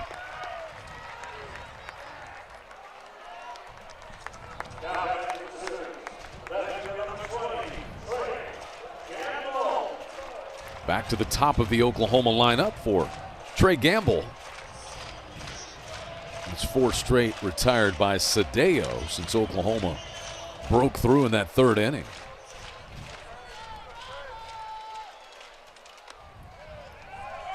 Gamble held up, but still got rung up. He's 1 for 2, doubled and scored in the 1st, and then struck out looking in the 3rd.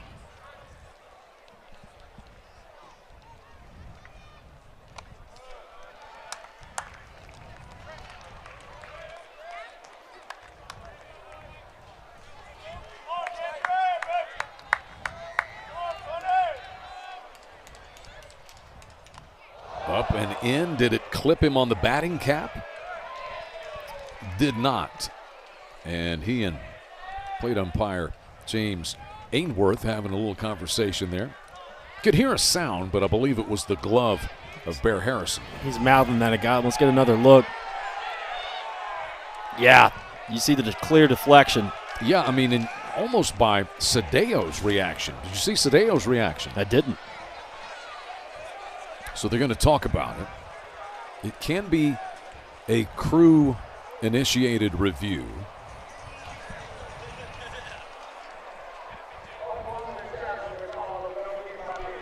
And Oklahoma is going to challenge. I don't think this will be a long one at all.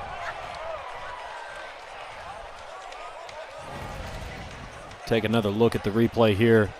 Sadeo coming up and in. Clear deflection off the brim of the helmet. You're right. Sadeo's reaction just the same as Gamble's. Now, he could have been reacting that way, just missing with the pitch, but pretty dejected.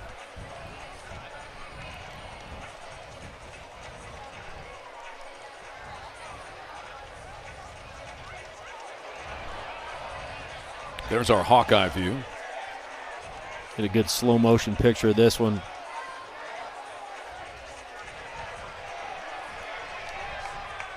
I think we got a deflection.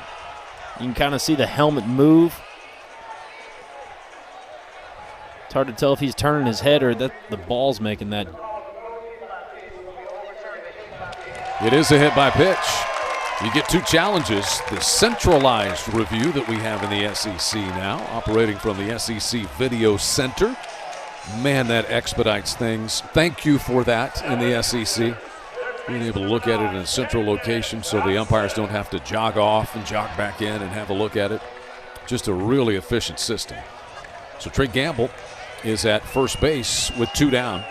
And Camden Johnson hit a double into center field. It looked like it was just going to be kind of a routine base hit, but he went hard out of the box, got 2 out of it, and helped spark the 2-run rally for the Sooners.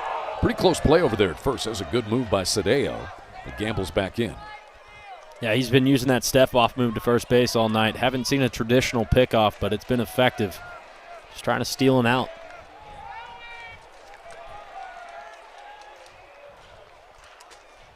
Camden Johnson takes fastball for a strike.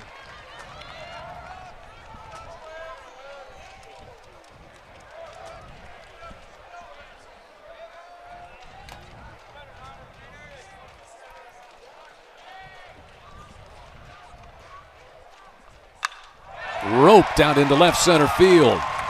Camden Johnson has his second hit. Station-to-station baseball as Gamble stops at second. And the red-hot Brendan Brock will get a chance. Seeing the lefty well, Camden Johnson. Nice job keeping the hands in, hip in. Shoots this over the shortstop's head for the 2-out single.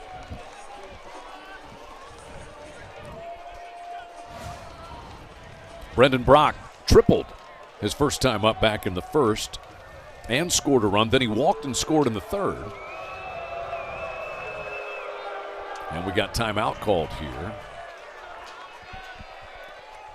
Aggies want to discuss it. What is your review of the anthracite gray uniforms for the first time for Texas A&M? That's a really good look. We'll have a pitching change here, so that'll do it for Sadeo. Knocked around and threw 84 pitches. He will leave with the lead, but he's also got a couple of guys on base that are his responsibility. Cannot be the winner, but he could be the loser if a couple of runs scored here. As Texas A&M goes to the bullpen for the first time tonight for Ethan Darden. I'll tell you about him when we come back to Norman.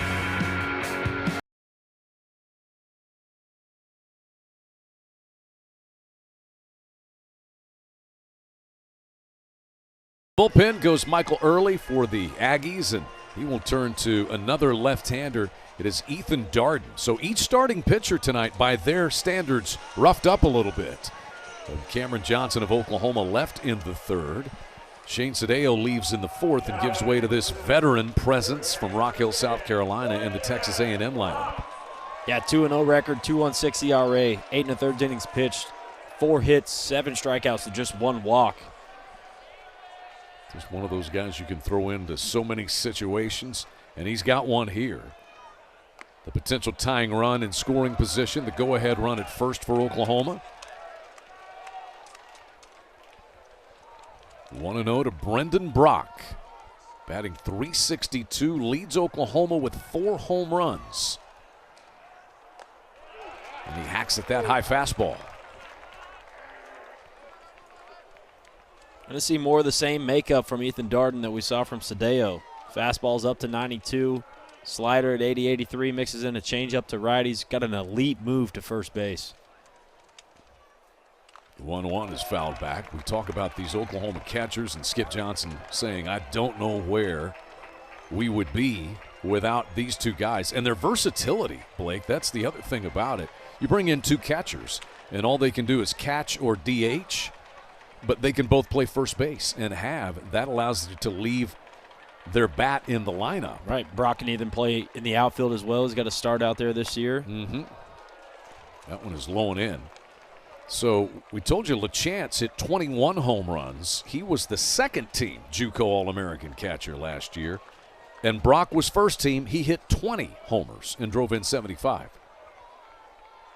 Pretty good job by recruiting, be able to get the 1 and 2 catcher out of the JUCO realm. Not bad at all. 2-2 pitches rolled foul. Now, Dayton LaChance played at McLennan Community College, where Skip Johnson's son, Tyler, was formerly the head coach. He's now on assistant at Dallas Baptist. Got to see him come into town a couple weeks ago. Yeah. As Skip said, hey, there's no blood when there's opposition in the other dugout.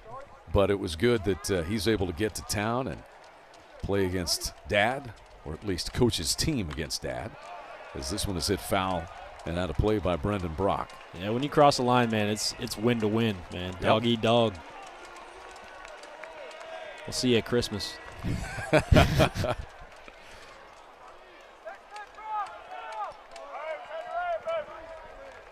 2 balls and 2 strikes to Brendan Brock. Has one of 2 Oklahoma triples tonight. Pretty good pitch, but it misses a little down and in, and the count is full. And I think we got the catcher, Harrison, looked almost like he was signaling for somebody to shift. Now he's telling him to throw across. Full count. Runner's going to be moving. Just making you through your outs at first base. 3-2 pitch is pulled. Foul, look out. Russell Raley, the Oklahoma third base coach. Competitive at bat here by Brock. Extending the pitch count in Darden. Just trying to get deeper into that bullpen. Give your team a chance to score a run here. Tie it up. Full count. Runners will be moving. And the go-ahead run is at first. Fly ball into shallow right. Keel races over, sprawls out, and hangs on. Inning over. Terrence Keel showing you his skills in right field to keep it where it is. It is 5-4 Aggies in a good one as we move to the 5th inning. SEC begins here tonight. Ends in Hoover. 5-4. Aggies on top of the Sooners in the SEC opener for both. 4 o'clock is the scheduled start time tomorrow, then 2 o'clock on Sunday. Here's a look at the preseason poll where these two teams got no respect and then both proceeded to go out and go 15-1 for A&M, 15-2 for Oklahoma, vault themselves up into the top 22 nationally, and change the opinions. But in the voters' defense, it's hard. It's tough. It is tough. I mean, you got 4 teams getting at least one first-place vote. Texas is unbeaten headed into conference play. They are 16-0. Mississippi State really having a resurgent year, and the Razorbacks doing what they typically do. We talked about earlier, even Missouri having a hot start, 15-2 on the year. There's no breaks week in and week out. Second season. Michael Early in College Station, and he has put it back together. Told us that there are no first-time decisions. You know what you're doing. Said even on video conference calls with media members, hey, I've heard these questions before. This one is whacked foul out of play by Nico Partita. It's tough to come in and exude confidence when it's your first time doing something, too. You got 18, 19, 20-year-old kids trying to figure out how to play this game at the right way. Early doing a nice job kind of easing himself into it. He's got this team back on the right track. 1-1 pitch, swung on and missed. He was the hitting coach for 3 years prior, including on that College World Series team in 2024. Partita, 4 home runs. He's got some pop. In the number 6 spot in the lineup. So far tonight, he has hit one back to the pitcher and lined out to the left fielder, Trey Gamble. I'm curious about where that pitch was. Now the zone's been tight all night. Not getting a ball either way. It's kind of a true zone.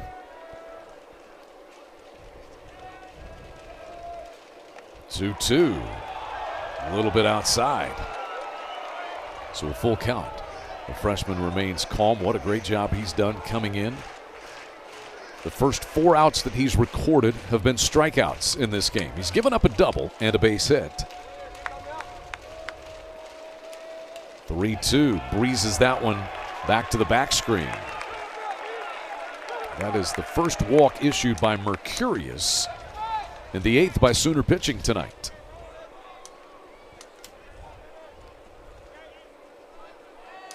Partita reaches for the first time in this game, and Skip Johnson is back out of the Oklahoma dugout. Bullpen is hot, and we're going to have a pitching change. But I think all in all, he would take what he got from the freshman right-hander tonight. What do you think, Blake? Yeah, I think that pitch count just got a little bit up. He's at 35 pitches right now. Don't want to extend him out. You just pat him on the back, hand the ball off to the bullpen. So Xander Mercurius is able to get Oklahoma through an inning and 2/3. He will leave with Partita as his responsibility. And Skip Johnson will turn to lefty Gavin. Lasted only 2 1/3 innings. Much needed outing here for freshman Xander Mercurius. Yeah, did a good job. Inning and 2/3, 2 hits, 1 walk, 4 Ks. Kind of did whatever he wanted. The fastball slider were on. Moment wasn't too big for him. It's a confidence-building outing by the freshman. Gives up the 2 hits and the walk to Partita, and Partita is at first base. And we see the third arm out of Skip Johnson's bullpen tonight. The junior from White Oak, Texas, Gavin Jones, came from McLennan Community College prior to last season. And he will face Terrence Keel II, who walked and scored his last time up. He's also grounded out to first base tonight. Chopper over the glove of Jones. Well played by Branch. Leaps, fires, and it's a double play. Nicely done by Kyle Branch. Shows off his range and athleticism with the leaping double play. Yeah, you can't get rid of the defense. Kyle Branch ranging to his left. Little Jeter, come on, for out number 2. And so for Oklahoma's defense, that's the 12th double play they have turned this year. A&M has turned a twin killing tonight also. Bases empty, 2 gone, and here's Bear Harrison, who's 1 for 1 with a double and a run driven in. Gavin Jones, this is what we talk about with the reliable guys coming out of the bullpen for Skip Johnson. And Gavin Jones, a guy you can use in many different roles. He could go extended innings. He could go lefty specialist. Could probably close for you. Yeah, he's done a good job tonight. Right, 1 pitch, 2 outs, then comes back, right back with another strike, getting ahead. That ERA's up a little bit, got pieced up by Gonzaga a couple weeks ago, but an effective arm nonetheless. 22 appearances last year and struck out 28.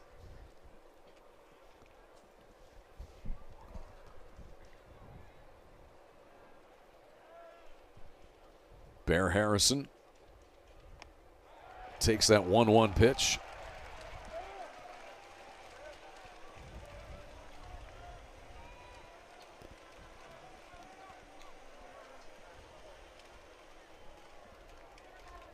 Gavin Jones trying to hold things where they are. Check swing there. Kind of up and in on Bear Harrison. It's 98 from the left side. Straight Gouda. Is that your favorite cheese? It's the one that I had in my head.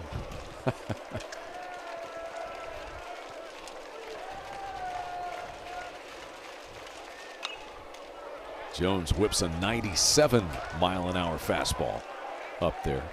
These Oklahoma arms seems like endless during Skip Johnson's tenure.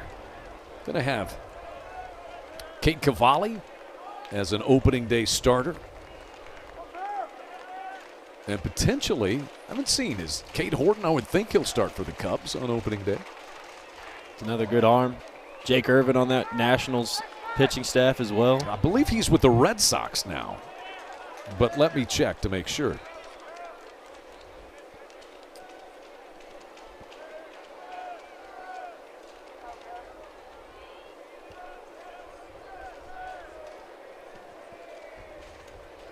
Two and 2 on Harrison.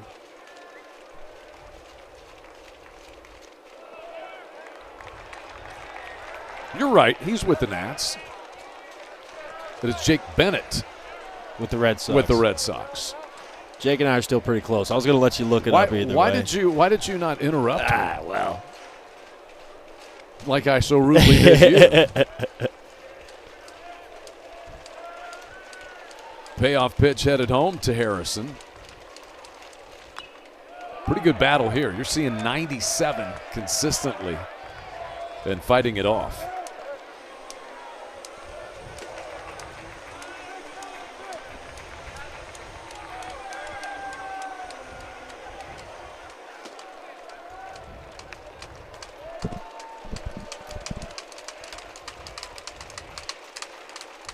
Another 3-2 pitch rolled to the second baseman, Kyle Branch, who says, I'm just going to take care of every out in this inning. He turns the double play and throws out Harrison. Fifth inning is in the books, and we're halfway through this conference opener with the Aggies on top. Well, the Aggies got 4 runs in the first inning, took advantage of some wildness from Sooner starter Cameron Johnson tonight. RBI double there from Hakopian. Then the error and the throw home by Camden Johnson plated 2 more. Sooners responded. RBI triple by Brendan Brock. Sacrifice fly from Jackson Willits made it a 4-2 ball game. To the third when Harrison doubles. And the Aggies get their 5th run right here before the Sooners respond. In the bottom half of the third, RBI singles by Jackson Willits and then by Dayton LaChance to tighten it up. And that's where we are, 5-4. Texas A&M leads. There's LaChance with his second hit of the night. He's got a triple and a base hit. And he's going to bat second in this inning for the Sooners. Chad McKee, Blake Brewster with you. Midway through this one, both starters have left, and it's a bullpen kind of a game tonight. Not typically what you get on Fridays in the SEC. Jackson Willits has driven in 2 of the 4 Oklahoma runs tonight. That's off the glove of Darden, and it'll be an infield hit for Jackson Willits. His second hit of the ball game. Yeah, this is one if Darden lets go, the shortstop Kellner has a chance to make this play up the middle, but deflects it, gives Jackson Willits enough time to get to first base.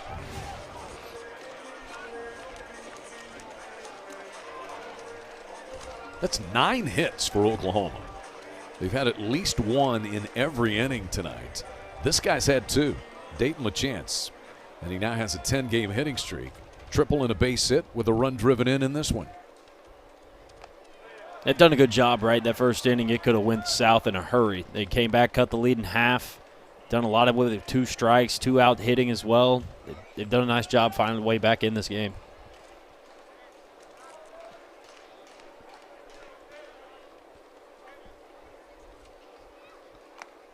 Breaking pitch is a good one. And it's even at 1-1 to Dayton LaChance.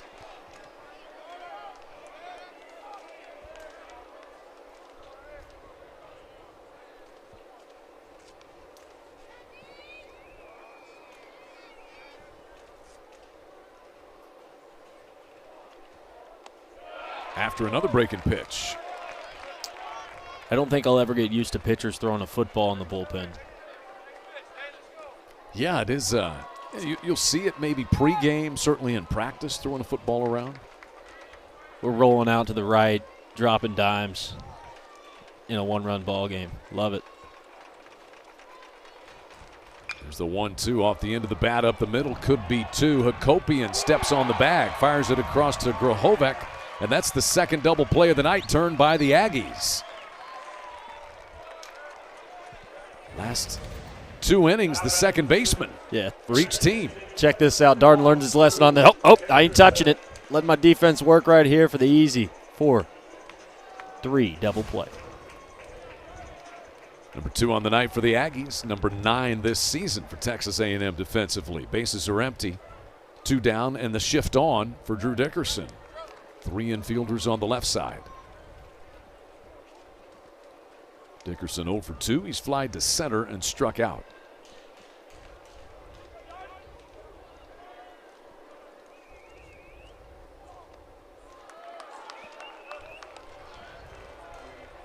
Darden down and in with that one.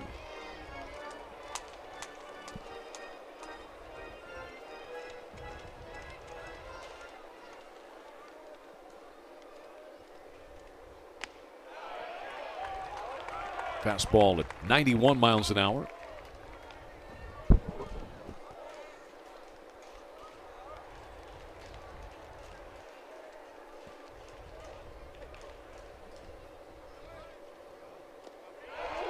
And a swing and a miss there.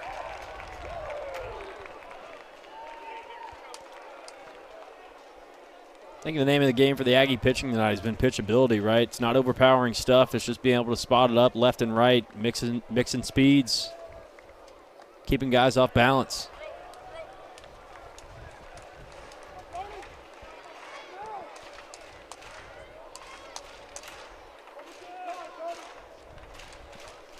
Full count here to the Sooner DH, Drew Dickerson. And ball 4 on a very close breaking pitch.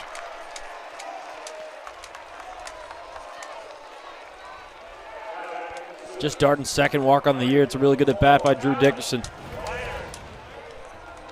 That's a pitch that could go either way, and it's been a tight zone all night. See what ends up. Yeah, a little bit low. It's a good take. Ethan Darden, the Clemson transfer, trying to get the final out, but Oklahoma puts the potential tying run aboard again.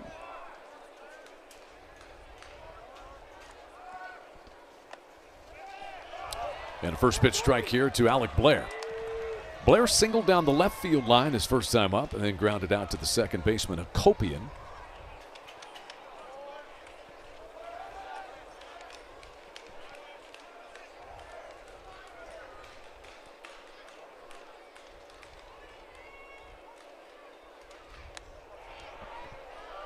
One and one in this lefty-lefty matchup. Two left-handers tonight for the Aggies and Sadeo and Darden.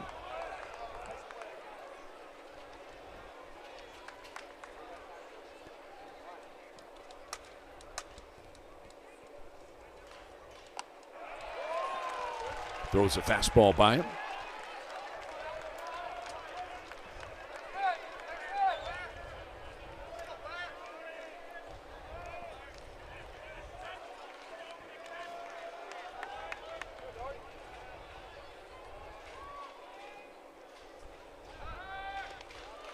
Throw over to first.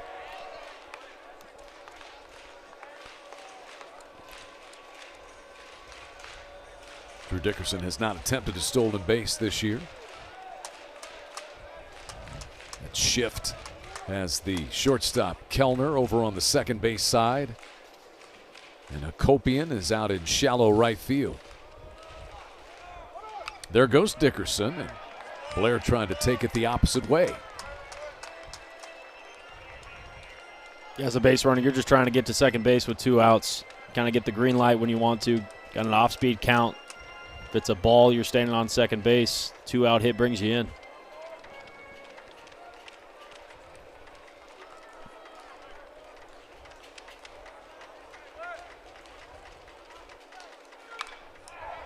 Good approach here by Blair.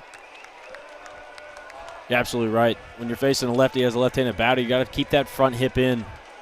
Fastball looks like it's coming right at your chest and then goes over the plate. Blair's done a nice job tonight trying to stay to the middle of the field. Had a base hit his first time up. Rolls the count to 2-2 as Darden misses down and away.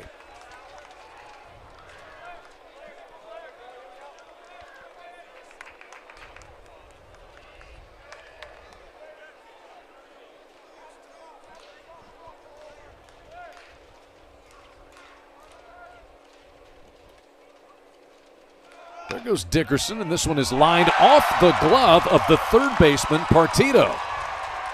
Russell Raley will give the stop sign at third base to Drew Dickerson. You call that beating the shift? Absolutely. Another good swing. Boston Kellner taking off towards third base. Just takes him out of position. That's an easy catch. Good swing by Blair. First and third, 2 outs. And now we've got head coach Michael Early out, and they're having a word with Darden after he threw that pitch. So 2 hits for the freshman Alec Blair tonight, and Oklahoma with runners at first and third, down a run in the bottom of the 5th inning with 2 down. That'd have been something on the throw, right?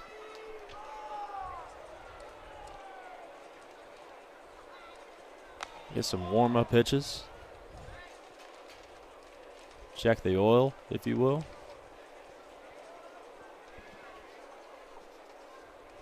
Perhaps we have a replay on it.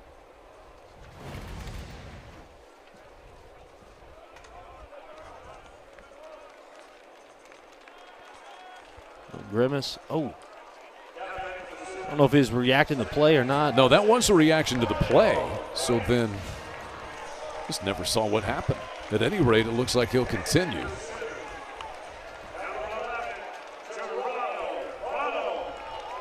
And Gerardo Prado is going to pinch hit for the Sooners in the number 8 spot. He has been called upon to pinch hit multiple times and has come through. 7th appearance.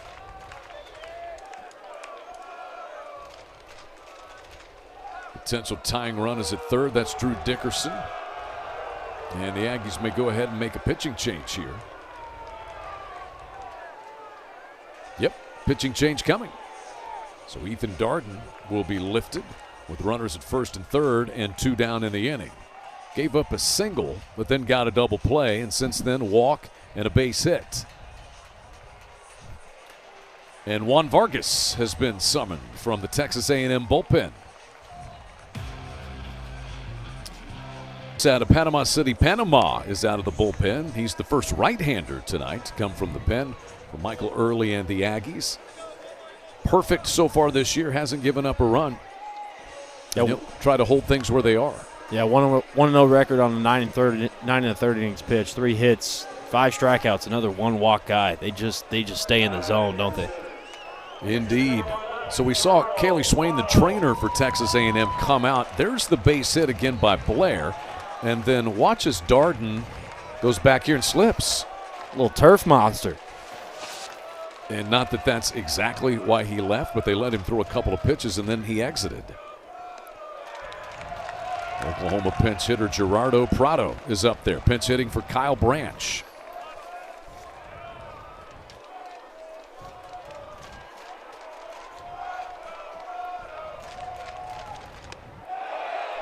They want the appeal and no swing, says first base umpire Eric Goshen.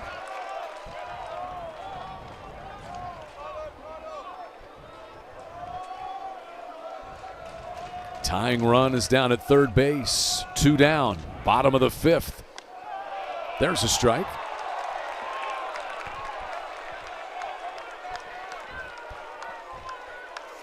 This is Panama v. Puerto Rico. It is. Not something you see often in the college ranks.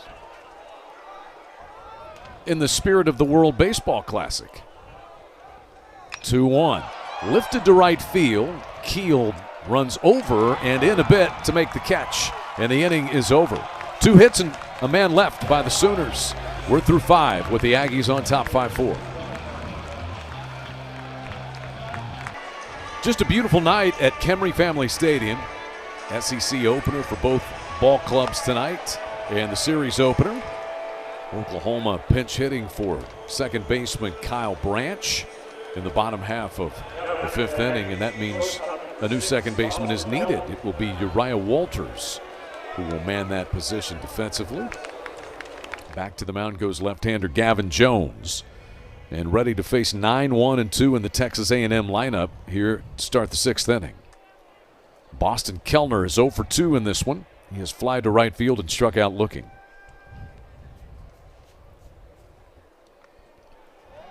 First one bounces up there and got a piece, I think, of the plate umpire, James Ainworth. Is that what it looked like to you, Blake? Yeah. Doesn't feel good. That's 97. So they will let our plate umpire have a moment. Let's see it again. 58 feet right to the left hand. Ouch. Got some finals in from the opening night of SEC play. 7-4 Tennessee over Georgia. Kentucky has beaten Alabama by that same score, 7-4. Auburn and Missouri.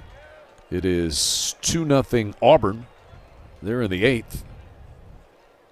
Vandy, 10-7 lead out in Nashville against 13th-ranked LSU.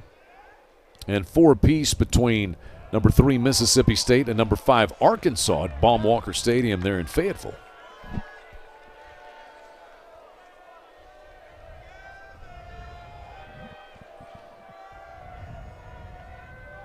Looks like Texas has a 1-run lead on Ole Miss as well in the 7th, 4-3 in Austin. And our 5-4 current score with the Aggies on top. 3 balls and a strike to Kellner.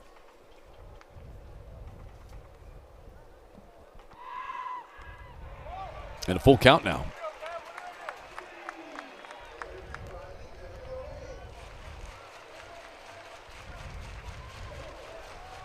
Aggies have drawn 8 walks, and 4 of those 8 walks have come in to score. And there's walk number 9.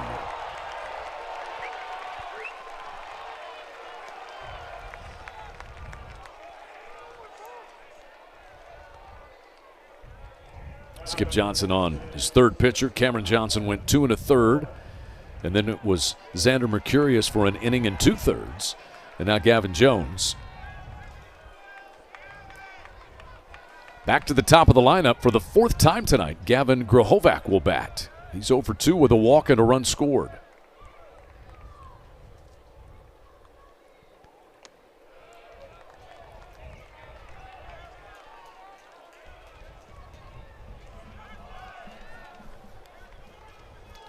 And Brendan Brock, the Oklahoma catcher, is going to go out for a visit.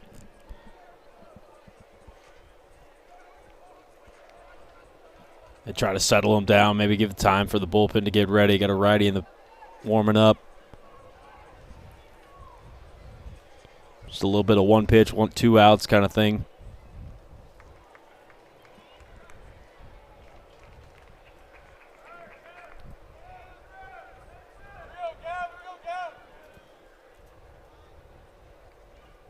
Gavin to Gavin here. Jones to Grohovac. 1-1 the count. It's a nasty pitch from Gavin Jones, especially when you bring a fastball in there in 97. Right.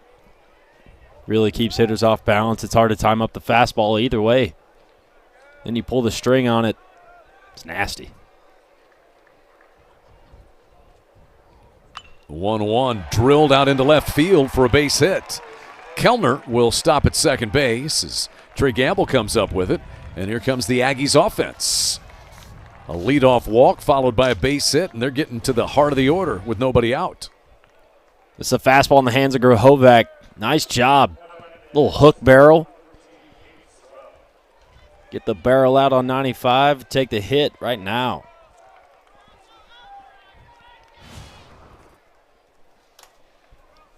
First hit for Gavin Grohovac, the 4th for Texas A&M tonight. And here's Caden Sorrell, the center fielder.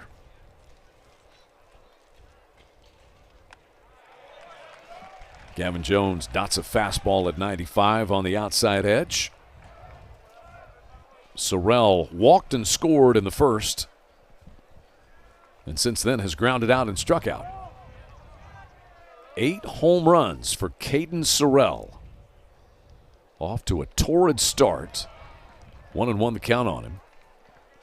Sorrell 6th in the SEC with those 8 home runs and tied for 3rd with 28 runs driven in. Had an injury-shortened year last year and still hit 12 home runs in 26 games.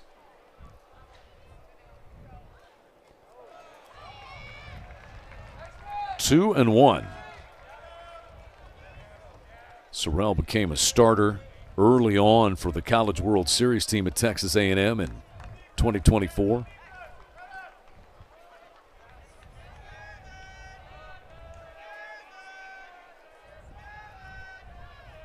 Gavin Jones 2-1 is fouled out of play.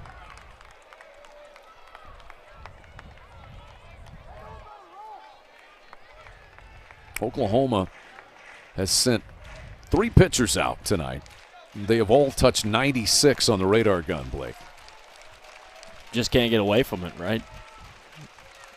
Normally you think his lefties as specialists, just kind of coming throwing in off speed. 97 up in the top shelf of that one right there to get the strikeout. Big Huge. strikeout. Get another look at it. Yeah, that's top shelf where Mama keeps the cookies. Gavin Jones said, I can get that.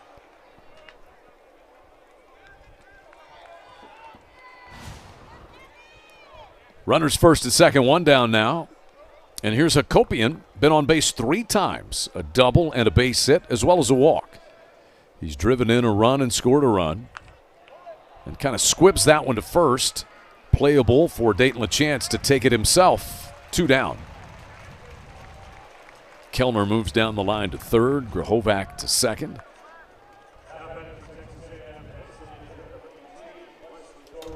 And Wesley Jordan now with a big opportunity for Texas A&M. Grand scheme of things, this feels like a big at-bat for both teams, doesn't it? Right. Being able to hit with 2 outs. Who's going to take the last lead? Wesley Jordan, the cleanup batter, returning to the lineup tonight, shoots one off the front of the dugout. You come back after 10 games. How does 97 miles an hour up in the zone sound? But you saw that from Cameron Johnson, too. You better hurry up and get ready.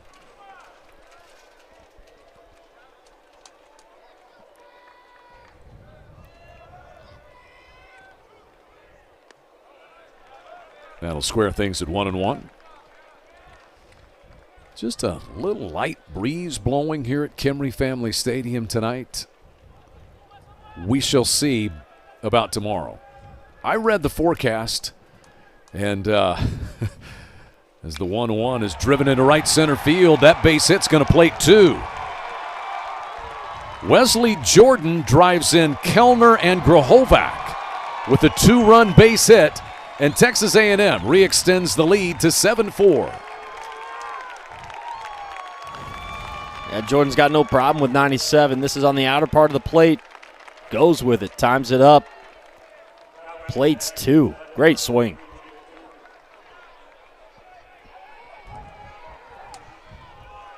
So Wesley Jordan back after a 10-game absence, comes up with a big 2-out base hit to separate things. That'll bring Jake Dewar to the plate. He's 0 for 3 with a couple of strikeouts.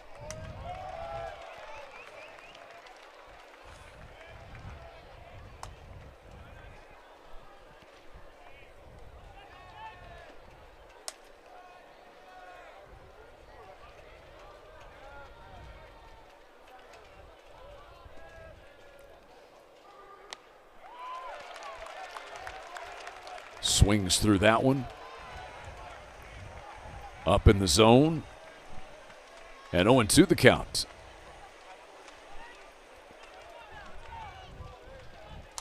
Seven runs on 5 hits for the Aggies tonight. And Gavin Jones ready with an 0-2. Got him looking. 3rd time that Dewar has struck out tonight.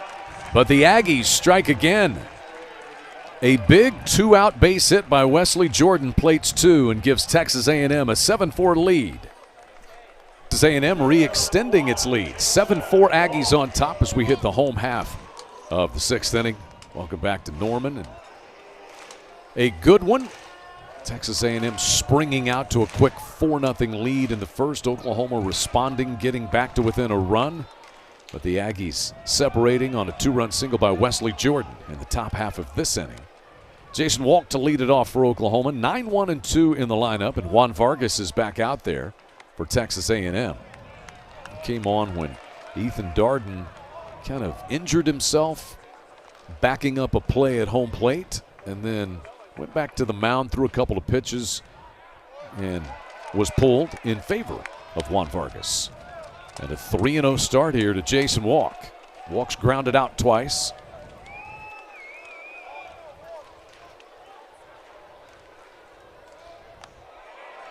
And a 4-pitch walk to start the 6th.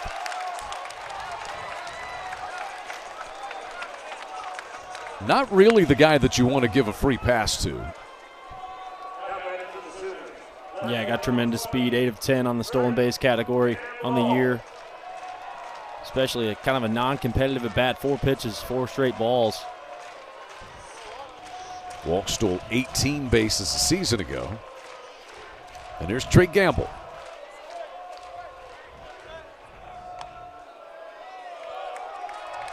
Nothing happening there. That's 5 pitches that have missed.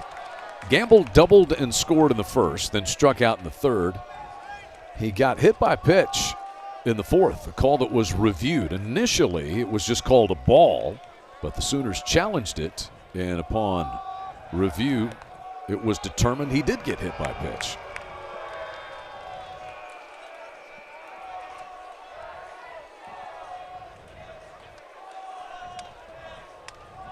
Each team has left 7 men on base tonight. So there have been more opportunities out there. Aggies are 2 for 11 with men in scoring position. The Sooners are 3 for 9.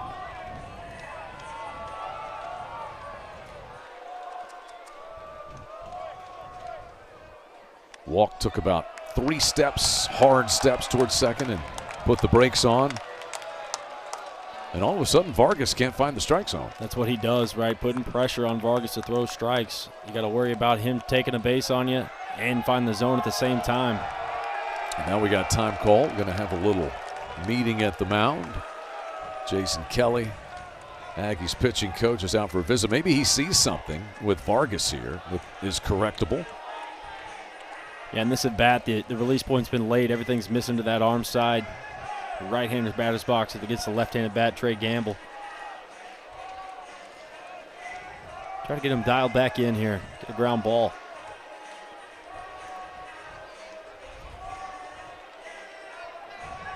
There's the activity for the Aggies. Josh Stewart. But for now, it's Vargas, third pitcher of the night for Texas A&M. Each team has used 3.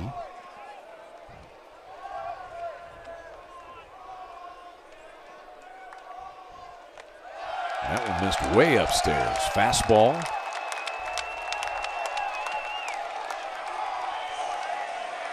Vargas spent the last 2 seasons at Tennessee Tech.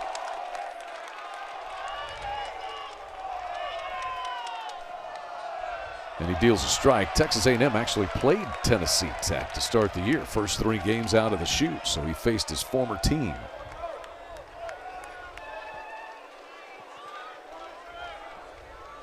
Three balls and a strike to Trey Gamble. And now the count is full.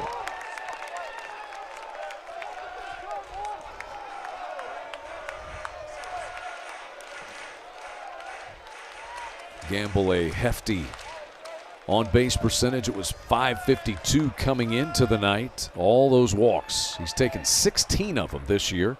Drew 48 walks last year, and Vargas comes back to get him after falling behind 3-0. It's a really good job by Vargas. Just keep trying to fight to get outs. Goes with a fastball at the numbers.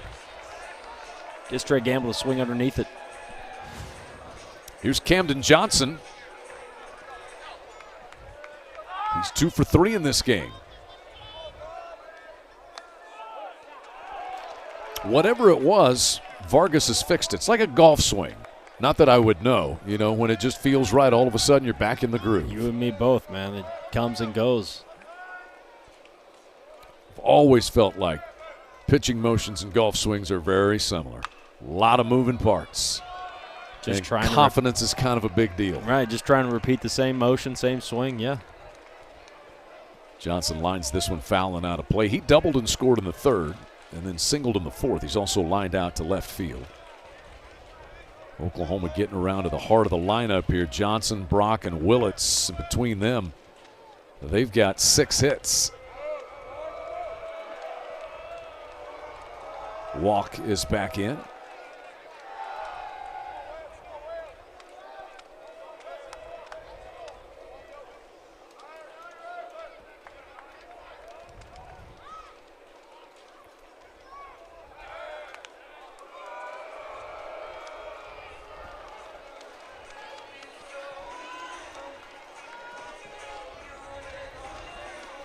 See the Sooners, they love to take that extra base. 4th in the country, leading the SEC with 56 stolen bases. None so far tonight. Count will stay 0-2 on Camden Johnson.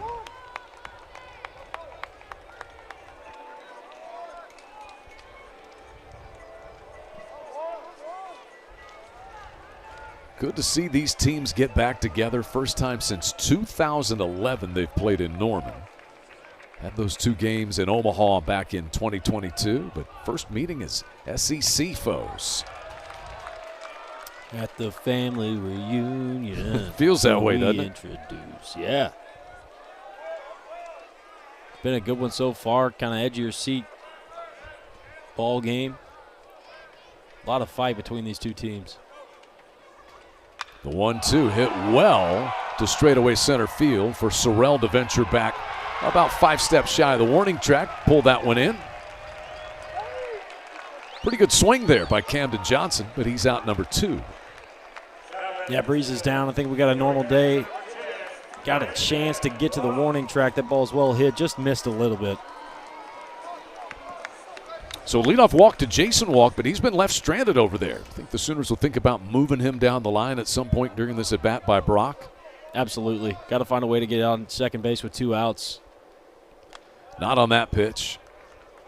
Brendan Brock tonight tripled and scored in the first, walked and scored in the third, and then lined out to the right fielder Keel with a couple of men aboard in the fourth. Drives this one to deep left field. Jake Dewar is back to the fence, and this baby is out of here. Brendan Brock makes it a 1-run game with a blast to straightaway left field. It's his 5th home run of the year. And we got a 1-run game of brewing at Kimry Family Stadium again.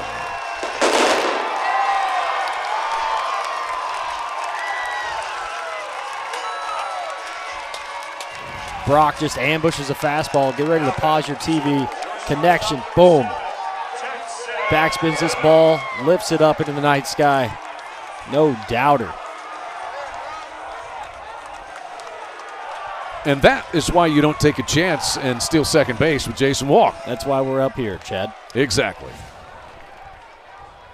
1-run game once again. Willits has a big swipe at the first pitch from Vargas.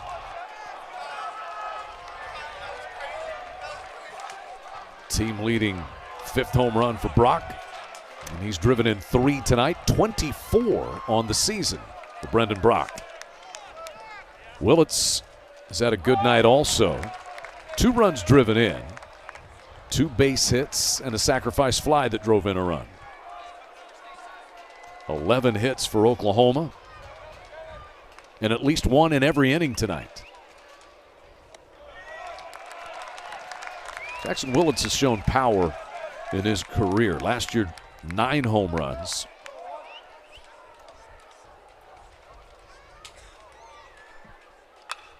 Rifles this one to straightaway right. Keel is back, and it's back-to-back for Oklahoma. This game is tied. Jackson Willits, just as we said he has power, he proves us prophets up here in the broadcast booth with his 2nd home run of the year.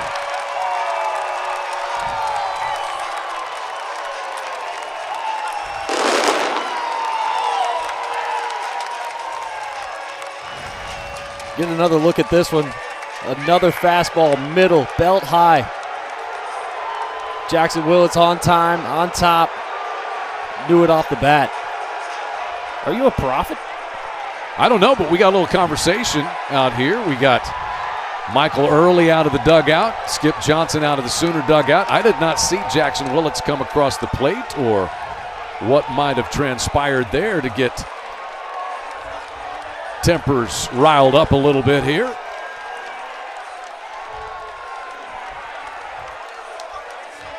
Didn't seem like he took a while to get out of the box.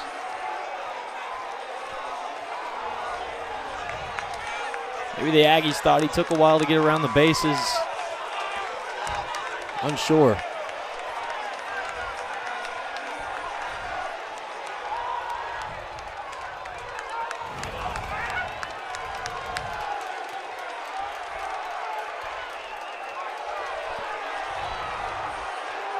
That looks pretty typical. Yeah. Probably going to get warnings on both sides here. Welcome to the SEC. And this is opening night. Did I talk about a goalie fight earlier? Perhaps you were the prophet. Oh, so we got a bat, got a bat thrown flip over here. I think that was head coach Early. Walked Yeah. out and tossed the bat towards the opposing manager. Well, maybe we can go back and watch Willits leave the box.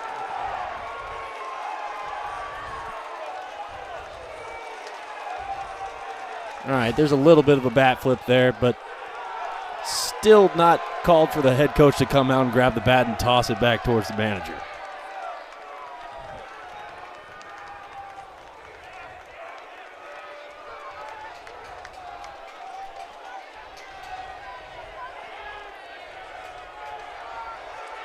For years, I've wanted more microphones on the field just to hear what these discussions are about. But, Blake, I think you're right on top of it.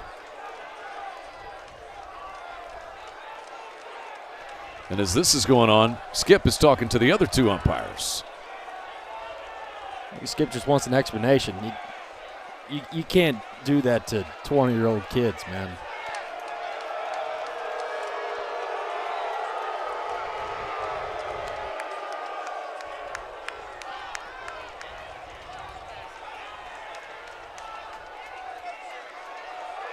Skip letting them have it. That he is.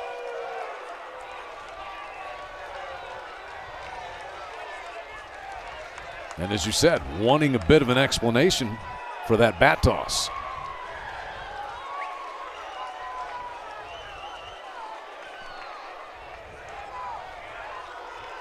Make up to your own mind of what he might have And now said. Skip Johnson just got tossed, I believe. I know someone just got tossed.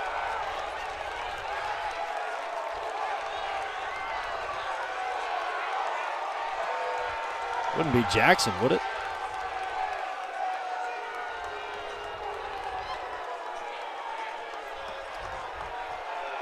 It would be nice for an explanation. And they do have microphones that you can address the crowd in stadium. We don't have one where they can address the television audience. Somebody got tossed. I don't think they're going to explain any of this. It was as Skip Johnson was walking back toward the dugout, though.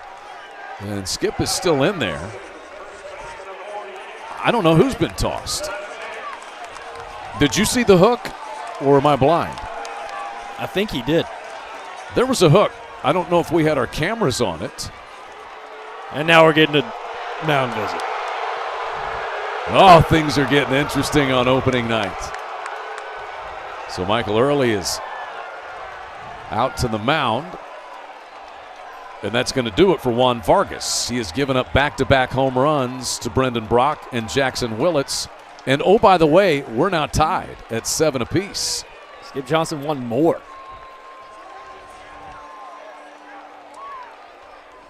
So Skip Johnson back out for more conversations with the umpire. I'm still wondering who got the hook a moment ago because it was definitely indicated.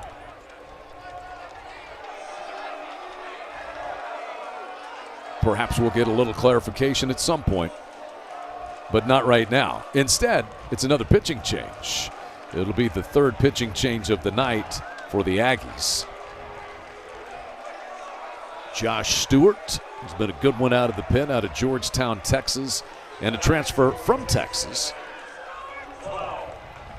Very valuable guy. In fact, that College World Series team, he made 5 appearances in the College World Series.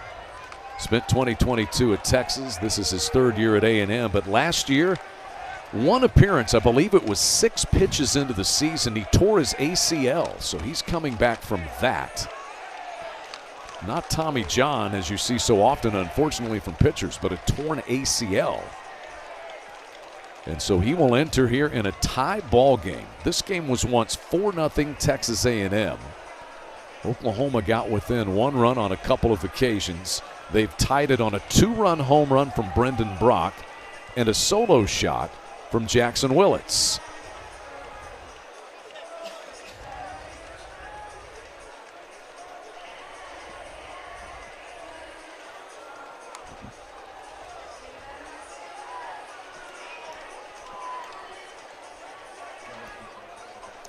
So apparently, Jackson Willits is the one who was ejected.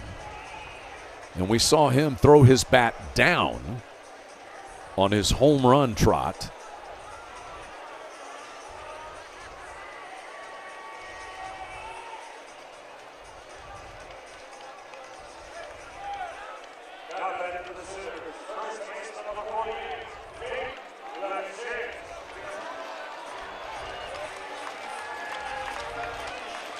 So the Sooners apparently will have to go on without their starting shortstop, who just tied the game.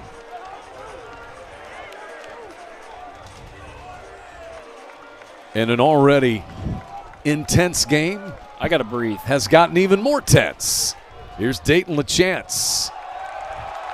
Need some Micron in here. Make sure the HVAC system is up to code, as the temperature has been turned up.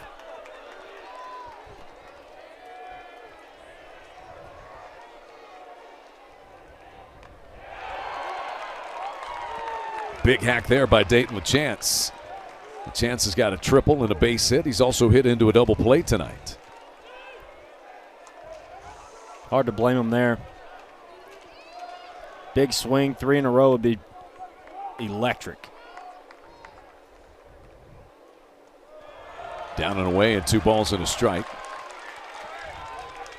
Back-to-back home runs for the Sooners, who have now hit 20 as a club. Brock's 5th.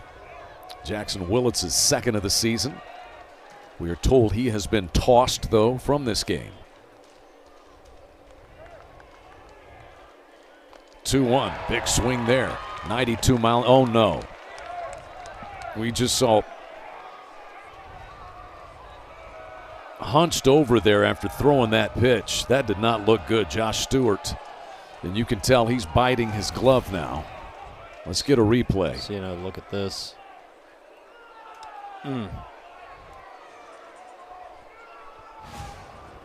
That's not good. Just so unfortunate. This young man coming back from an ACL tear, and he has to leave after throwing that pitch right there.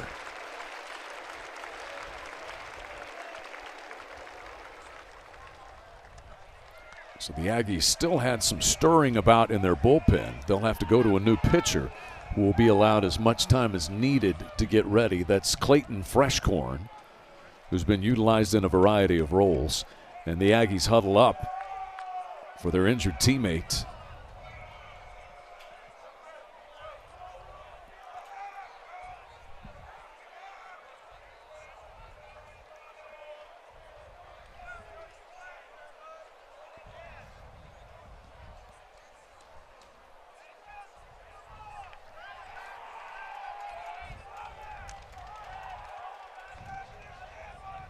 Well, we thought that it was going to be Clayton Freshcorn, but he has sat back down for now as the umpires discuss something.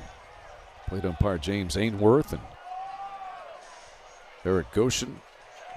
Well, the next pitcher, whoever it is, will be awarded as many pitches as they want coming in from the game mound. Seems like Early can go whatever direction he wants here. And even if you have somebody getting loose in the bullpen, a guy getting hurt like that changes your strategy potentially. Right. And you may not have had that guy that you would typically want up ready in that situation.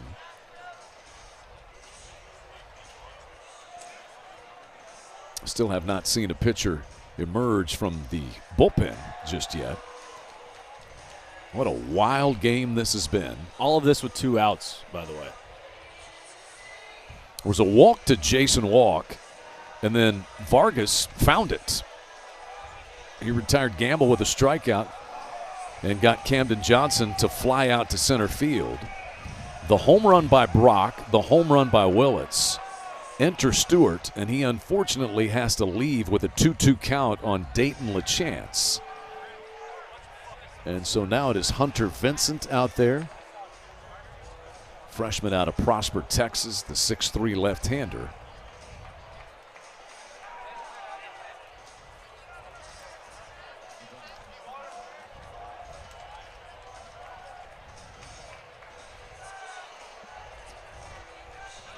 Two home runs, an ejection, heated discussions, a very unfortunate injury here in this 6th inning. It's been a roller coaster. Indeed. Do you like roller coasters? Not so much. I prefer baseball games to roller coasters. Yeah. Heights? I'm out. Out. All right.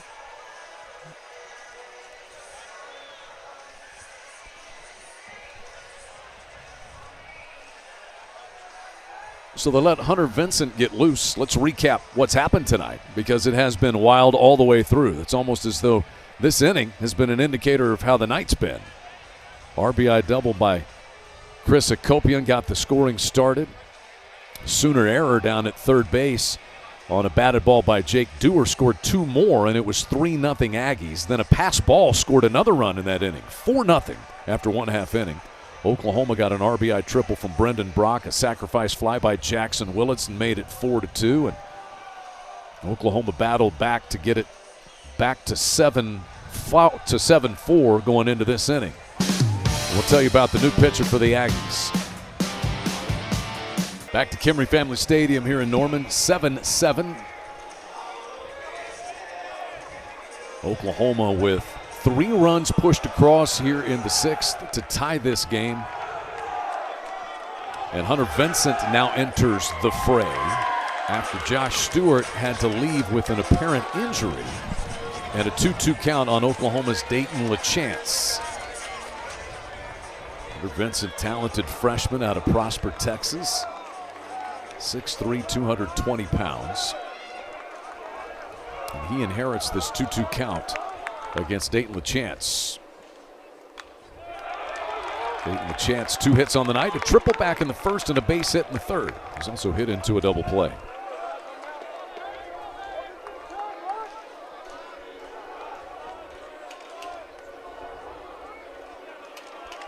Given 5 hits, but as is the case with most of the Aggies pitchers, only 1 walk, and he gets the swing and miss there by LaChance. Inning over. But Oklahoma ties it. Back-to-back home runs by Brendan Brock and Jackson Willits, and we hit the reset button on the SEC opener here, Blake. Yeah, you see Brendan Brock putting the Sooners within 1. Then right after him, Jackson Willits. Let's watch the slam again. I don't know. I've seen worse. Jackson Willits has been ejected from this game, but he has also tied this game at 7, headed to the 7th.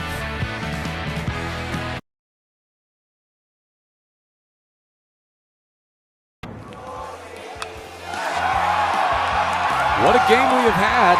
Number 7 ties it at 7 and has gotten ejected from this game. There's the bat toss the other way. Tempers flaring. We were at a low simmer that turned into a boil in the 6th tonight. And we still got a third of this game left to go. For now, everybody has returned to a neutral corner, and Caden Leone comes in out of the Oklahoma bullpen. Sophomore has been excellent for Skip Johnson and the Sooners coming out of the pen. He's out of Austin, Texas, came from McLennan Community College. Look at those numbers, Blake. Yeah, 9 innings, 1-0 on the year, 4 hits, 9 strikeouts, just 1 walk. Dad Scott played in the Tampa Bay Rays organization, and Caden Leone, Skip Johnson has just said he throws 3 pitches and he throws them all for strikes consistently. Here he is against Nico Partita.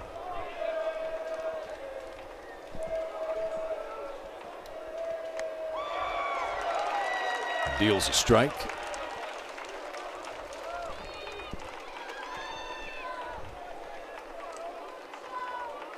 Camden Johnson has moved to shortstop for Oklahoma, and Jason Walk is in from center field to play third base. There's a big swing and a miss there, and Dasan Harris is now in center field for Oklahoma. So multiple changes with the ejection of Jackson Willits, and Oklahoma is without its regular starting shortstop and second baseman because Kyle Branch, the second baseman, was pinch hit for earlier tonight. 2 balls and 2 strikes. Camden Johnson has played some shortstop, played a little bit there when he was at Wichita State.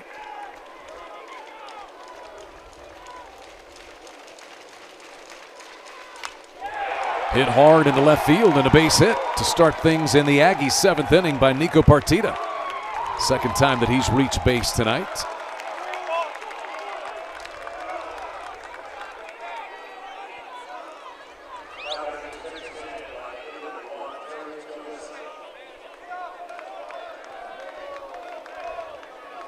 Potential go-ahead run aboard now for Terrence Keel.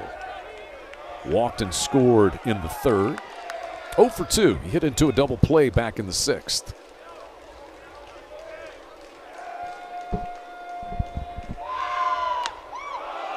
First pitch fastball a little bit in.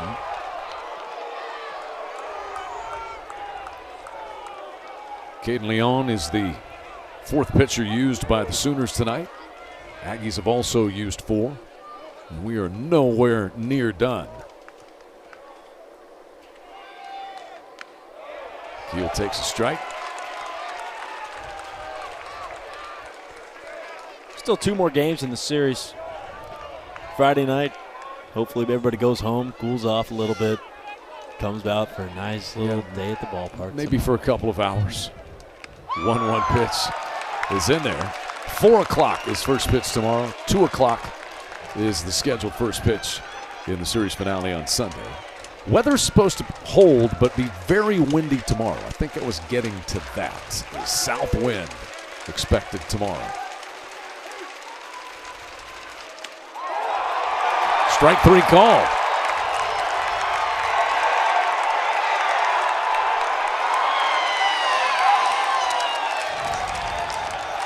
Keel didn't like this call. See where it's at. Right at the knees, fastball. Spot up by Leon.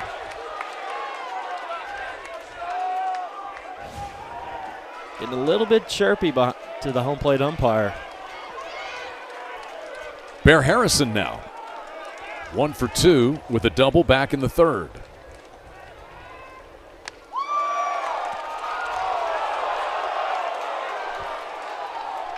Sure.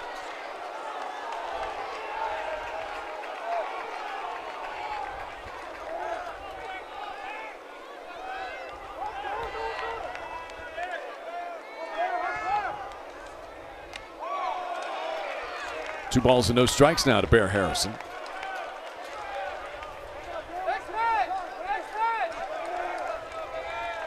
Nico Partita, the leadoff single here in the inning.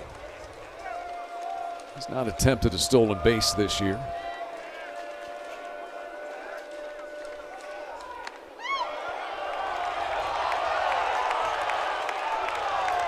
Man, that one was close. It's been tight all night. Tensions are high.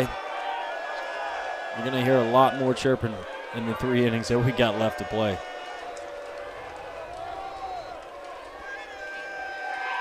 Leon's 3-0 in there. Boston Kellner will follow. 7 runs, 12 hits, an error for the Sooners.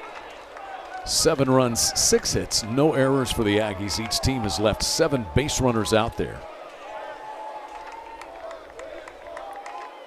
3-1, skied on the infield. Middle infielders converge on it, and it drops. Oklahoma will get a force play out there at second base, though, as Uriah Walters couldn't come up with it. Tried it underhanded. Partita is cut down, and that's out number 2. This is a big league pop-up. I had to lean forward to see the apex of this fly ball. Uriah Walters at second base, loses a little bit, touches the glove, able to corral it and get the out at second base.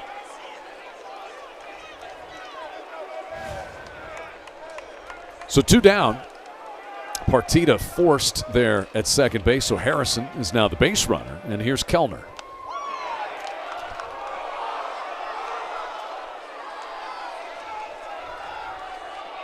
Boston Kellner walked and scored in the 6th inning. Aggies got 2 runs there in the 6th inning on a 2-run single by Wesley Jordan. And now here's Skip Johnson walking out for a conversation with Caden Leon.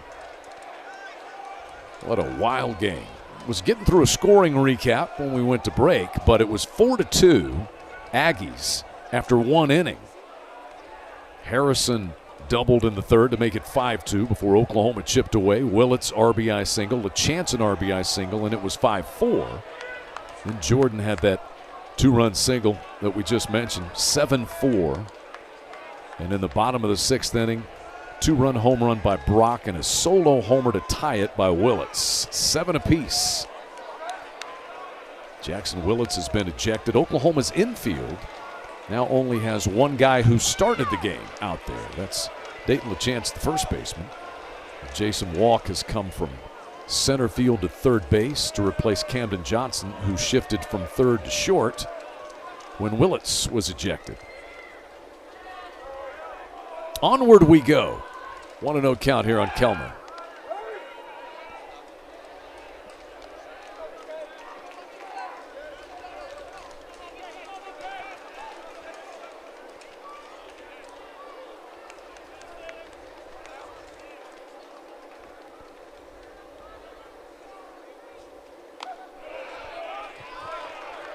Leon's fastball is low to mid-90s consistently, but isn't everyone's who comes out of a collegiate bullpen these days. The talent level has really gotten expedited, especially with NIL and everything. Everybody's getting paid. You got to be a hitter when you come to the SEC, man. Got to be able to hit velo, hit spin in any count.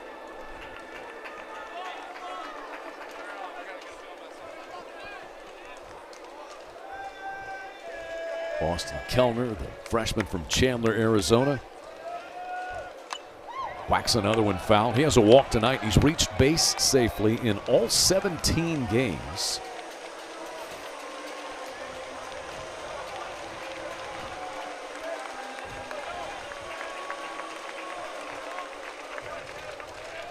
Caden Leon trying to get the final out here in the top of the 7th inning.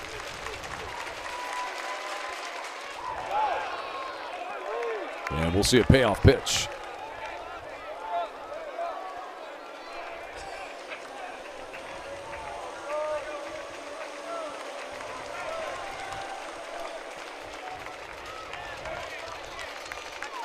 Nine walks and 9 strikeouts for Oklahoma pitching tonight. And here's a payoff. Another foul ball.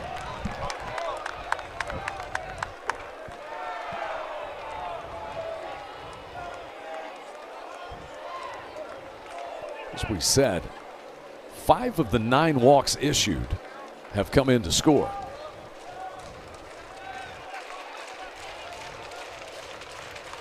Leon ready with another payoff pitch.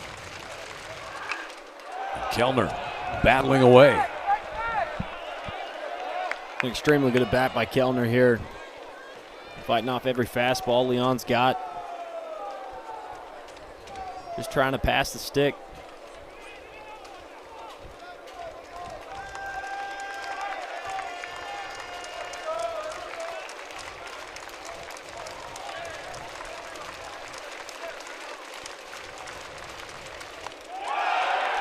And there's ball 4. 10 walks. And the second time tonight that Kellner has walked.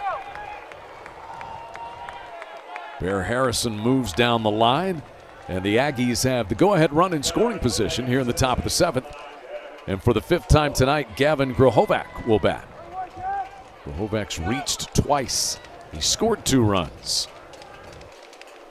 And back out comes Skip.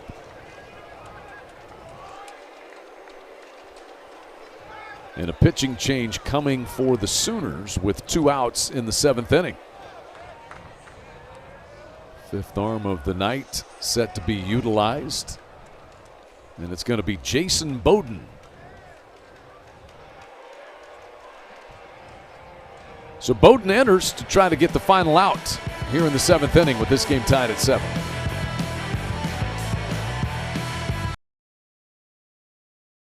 Most experienced, most reliable arm out of the bullpen for Skip Johnson now in a critical situation in this game. 7 apiece, top of the 7th inning.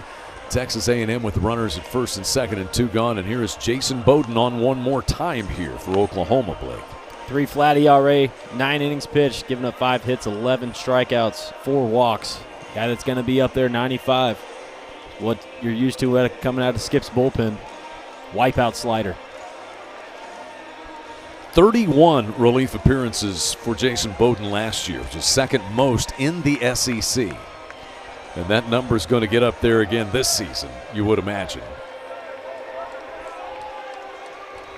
Skip Johnson just calls him outstanding, says he's an uber athletic guy and competitive. And he faced the leadoff man, Gavin Grahovac here. Deals a strike, 96 miles an hour from Bowden. Grahovac walked and scored in that 4-run first inning, struck out in the second, grounded out in the third, and then singled and scored in the sixth. 0-2 now. Bear Harrison is out at second. Kellner is the runner at first base for the Aggies.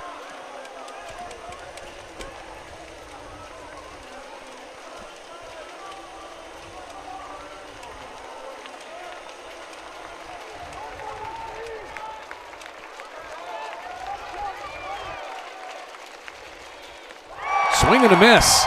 There's that wipeout slider that you talked about from Bowden, and the inning is over. That is the 10th strikeout for Oklahoma pitching tonight. Jason Bowden able to get the final out and hold things where they are. 7 apiece at the 7th inning stretch. Family Stadium in Norman, and if opening night is what the rest of the season is going to hold in store, you're going to be on the edge of your seat all season long in SEC play. 7-7 at the 7th inning stretch. And the Oklahoma DH, Drew Dickerson, swings at the first pitch from Hunter Vincent and comes up empty. Dickerson has flied to center and struck out. He also walked back in the 5th. Aggies are shifted with the second baseman Kopion out there near second base, and he hits it right into the shift and is thrown out by the shortstop Kellner. Good swing by Dickerson here, trying to get to that 6-hole. Even better play by Kellner. Diving to his right, able to get to his feet and make the throw for the first out of the inning. And without the shift, that's probably a base hit at left field. See, sometimes it works. It does. Alec Blair now, and the shift goes the other way for the Aggies. We'll bring Kellner over to the first base side. 2 hits tonight for the freshman Alec Blair.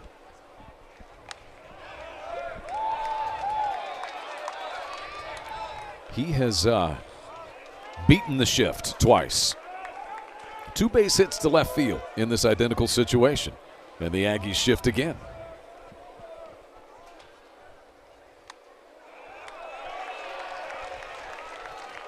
1-1. And both hits tonight for Blair have been off lefties as well, getting a third at bat. He's got to prove confidence for that coaching staff on the Sooners dugout. He can handle lefties.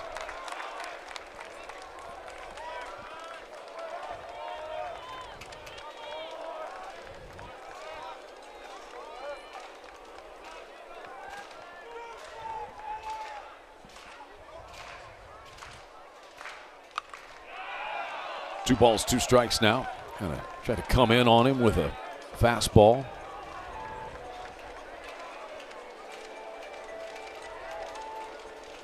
Alec Blair has a little bit of that tall, rangy look that we were seeing some Oklahoma World Series highlights from 2022, like Peyton Graham had. Kind of that 6'5" frame. Long levers. Good comp. Peyton Graham drafted 2nd round by Detroit. And there's strike 3 called. Beautiful looking breaking pitch there from Hunter Vincent. Just kind of locked him up. I felt like he was in control of that whole at bat. Sets up his breaking ball early. Look at that. Starts at the top, ends up at the bottom. Strike 3. Yeah, Blair kind of knew it when it came across. Uriah Walters will get his first at bat of the night.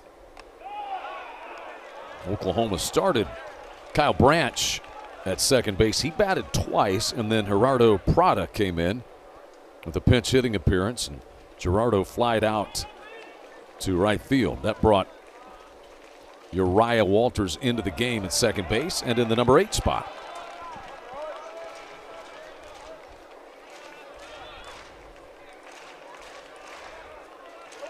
Hitting .500 on the year in 6 at bats, 3 hits.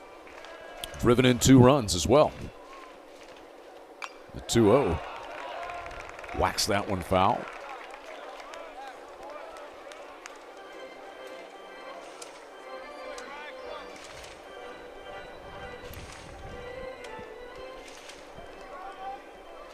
wild momentum swings in this game.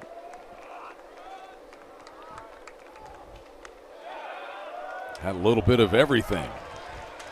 We're just getting warmed up. I'm still sweating. I don't know. Need to get some of this energy out. Almost 3.5 hours in, and only in the 7th. And nobody going anywhere. 3-1 is in the air to right. Keel backed up a couple of steps. Now he's in to grab it. And it's a 1-2-3 inning out there for Hunter Vincent. That is the first 1-2-3 inning worked by Aggies pitching tonight. We're tied at 7, heading to the 8th. And Norman in this SEC opener. And the Sooners and the Aggies all tied at 7. Fans not going anywhere out there just outside the right field fence. And back to it we go with Jason Bowden back to the hill for Oklahoma. Each team has used 5 pitchers tonight. Starters left long ago. Neither made it out of the 4th inning. 1-0 here to Sorrell. Is hit in the air on the left side. Oklahoma had the shift on, so the only guy over there on that side of the infield makes the catch. The Sooners left the shortstop that time, Camden Johnson, over on that third base side and shifted Jason Walk, the third baseman, over. And Sorrell pops up. Blake, you and I were kind of talking off the air.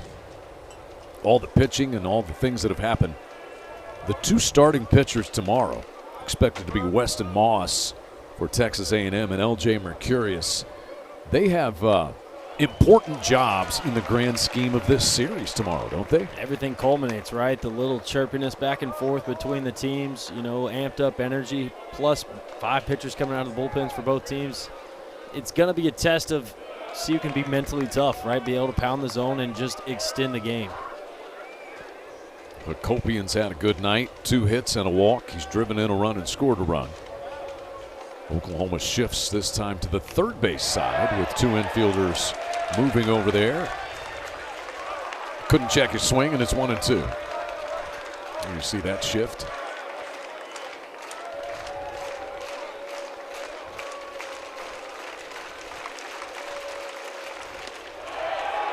Downstairs. Chris Hakopian returning to the lineup for the Aggies for the first time since February the 27th. Missed 7 games in a row. He's only played 4 games total, transferring in from Maryland.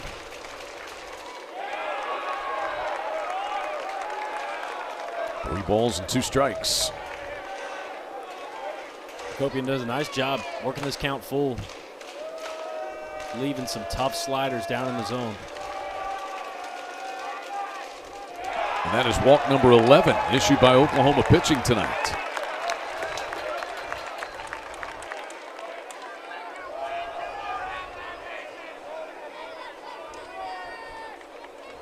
That could raise tensions too. It's been kind of a sloppy game, a lot of walks. The lead's never safe in this scenario. 11 walks and 10 strikeouts. Here's the cleanup man, Wesley Jordan, who's been on base 3 times tonight. In the air, right center field, Alec Blair and Harris are both back, and it will be the right fielder Blair at the fence catching it.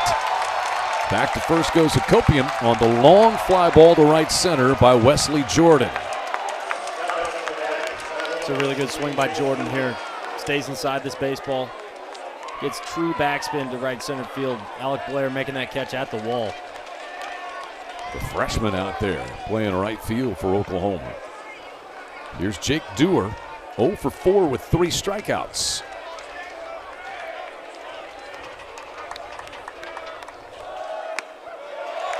Does this game feel like it needs extra innings, Blake? Yeah, let's just push it to 2, 3 o'clock in the morning. I'm in. I'm locked up tight. Let's go. Come on.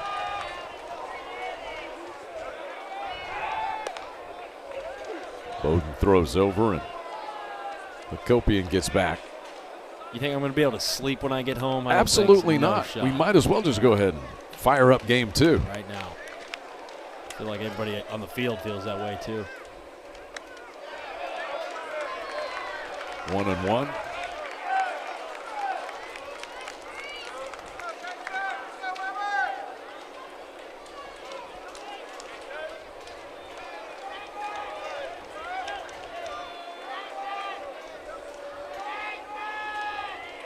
Long time in the set position for Bowden. Hit down into the left field corner. Gamble a long run trying to chase it down. He slides into the wall down there, and it just lands out of his reach and out of play. It's a nice job by the veteran outfielder. He slides at the foul line to feel the fence with his feet. Keeps his eye on the ball. He's able to keep his head still the whole time with his body being on the ground in motion. How much does an outfielder practice what you're talking about there, going into the wall? I just made that up on the fly right there. What do you mean? No, you test your limits in inter squads and fly ball reps when Reggie hitting the fungo. Try to see what you can do in a game. 2 balls and 2 strikes, and it's different based upon how much real estate you've got to work with, different ballparks, and the turf you got here. You can slide a long way out there. Adrenaline too, right? There's a whole lot of hyped up energy in here. You might be able to do something that you'd be able to do in a game that you wouldn't be able to promote in practice. Swing and a miss. Bowden strikes out Dewar. And we remain tied, 7-7, headed to the bottom of the 8th inning. Bottom of the 8th coming up. Let's reset things for you. Aggies got 4 in the top of the 1st inning. The big blow was that double by Chris Hakopian. Oklahoma commits an error. Camden Johnson. That allows 2 runs to score, but the Sooners battle back. RBI triple from Brendan Brock. Sacrifice fly by Jackson Willis. It was 4-2 after 1 inning. Top of the 3rd, that's Bear Harrison making it 5-2 Aggies with that double. Oklahoma got 2 runs there and made it 5-4. And then in the bottom of the 6th inning, with the Aggies up 7-4, that's a 2-run home run from Brendan Brock, followed by a solo shot by Jackson Willits that tied this game. Willits was ejected for throwing his bat down in the inning. And we remain tied at 7-7. 6th pitcher of the night for Texas A&M is Clayton Freshcorn. Now we saw him getting loose in the bullpen. The injury occurred, and we thought he might come into the game when Josh Stewart had to leave, but instead it was Hunter Vincent. Vincent came in and got all 4 guys that he faced, and now it's Clayton Freshcorn. Yeah, it's going to be his 8th appearance, 2-0 on the year, 10 strikeouts, no walks. Hasn't given up a run on the year. Faces 9-1-2 in the Sooner lineup. Kate Freshcorn, not to be confused with Jason Ruffcorn, who pitched at, I believe, both A&M and Oklahoma. Absolutely right. Dynamite recall, Chad. And was a very good pitcher. He actually reminded me a little bit of Jason Bowden, who's pitching for Oklahoma now. Walked tonight, walked and scored in the 6th. He scored on Brendan Brock's 2-run home run.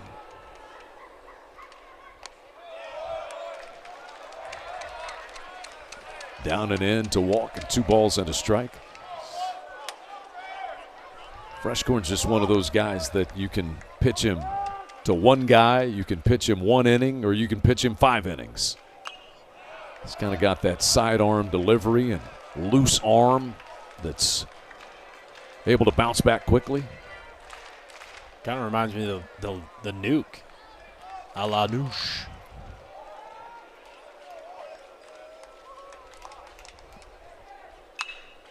Rifle down the left field line by Walk, but foul, 2-2. Freshcorn, also a JUCO transfer from McLennan Community College.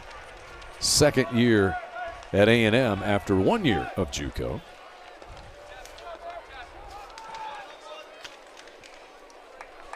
Made 23 appearances last year. And that is a base hit over the outstretched glove of Boston Kellner, the shortstop.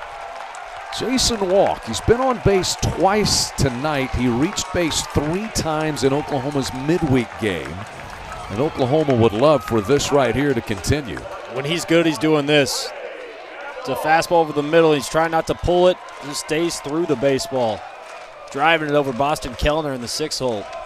He's so interesting because he's not a big guy, Walk, but he's got big pop in his bat. He really does.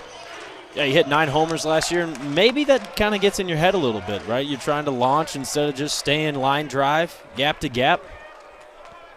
So Oklahoma with the lead run aboard and nobody out. Gamble fouls this one over toward the A&M dugout. Trey Gamble tonight has struck out a couple of times, but he's reached twice. Doubled and scored in the 1st and got hit by a pitch that wasn't initially scored a hit by pitch. It was reviewed.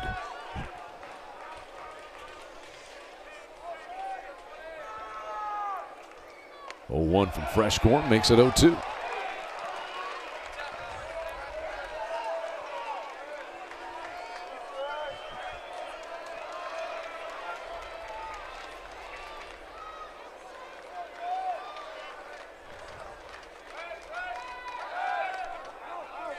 Walk certainly fully capable of getting himself into scoring position all by himself.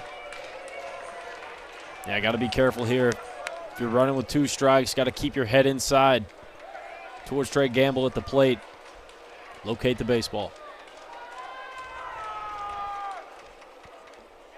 And that hit him.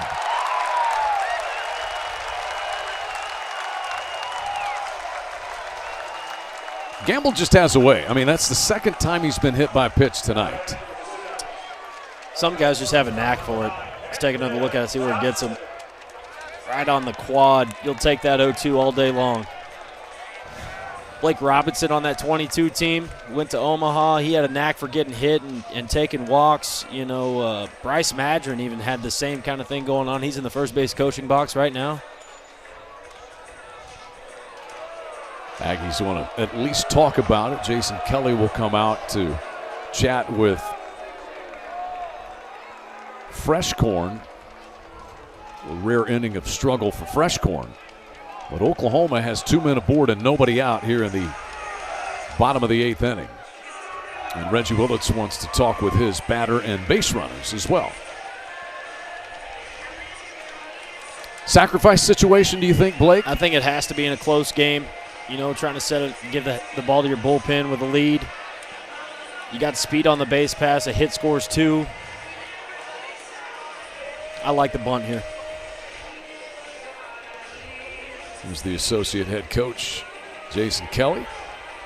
He comes out for mound visits. And then we see Michael Early make the pitching changes generally. Aggies have made 4 pitching changes tonight. We have had 14 walks and 16 strikeouts combined, 19 hits, 14 runs, and 17 base runners left.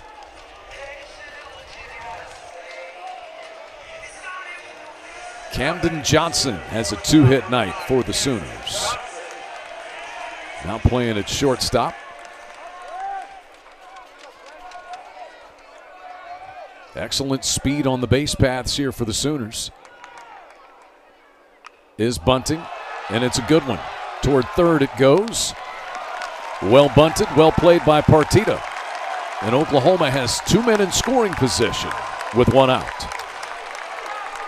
Excellent execution right there. Puts the ball in Partita's hands at third base, giving himself up. And here's Brendan Brock. Tripled and scored in the first, then socked a 2-run home run in the 6th inning. He's also walked and scored another run. 3 runs scored and 3 runs driven in, and the Aggies aren't going to risk it. Desan Harris is in this spot in the lineup for the Sooners, and he will bat. With all the shuffling, Willits being tossed, and Oklahoma shifting things around. But Desan Harris will bat now in the cleanup spot. He's playing center field. It's a really good call by the Aggies. Getting to the pinch hit situation with Desan. Coming in for Jackson Willits. You load the bases up, keep the force play in order. Desan Harris is one of those clutch kind of guys for Oklahoma. Infield is in here for the Aggies. And he lifts one to center field. Walk is going to tag at third. It's caught by Sorrell. Walk is going to cross the plate. And Oklahoma leads it for the first time tonight. Desan Harris with a sacrifice fly to center field on the first pitch from Clayton Freshcorn. It's 8-7 Sooners. Just a really good job coming off the bench, filling your role. Gets a fastball early in the count, just puts contact, moves the hit spot up, puts his team ahead with 1 swing.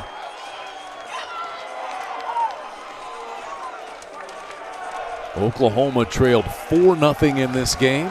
They trailed 7-4 as well, and now they lead 8-7. What resilience shown by the Sooners tonight. Big hack here by Dayton LaChance. Pops it up. And they'll run out of real estate trying to flag it down. LaChance has 2 hits on the night. Tripled in the first. Had a base hit in the third.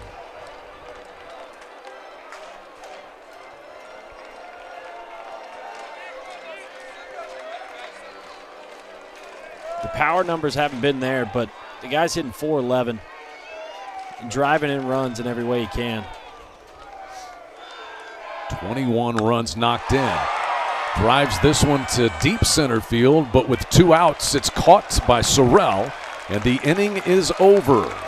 But Oklahoma has taken the lead. They will try to close out the SEC opener as we move to the top of the 9th inning in Norman next. Dandy, what might tomorrow and the next day hold in store for these two? 8-7 Oklahoma, trailing the entire night before they tied it up in the bottom of the 6th inning, and they've taken the lead on Deshaun Harris's sacrifice fly in the bottom of the 8th. And Jason Bowden is back to the mound here for the Sooners. You know the Aggies will not go quietly. Nico Partita, Terrence Keel, and Bear Harrison, the scheduled hitters in the top of 9. Bowden with a strike to Partita, who's been on base twice. He has grounded out, lined to left field, walked and singled.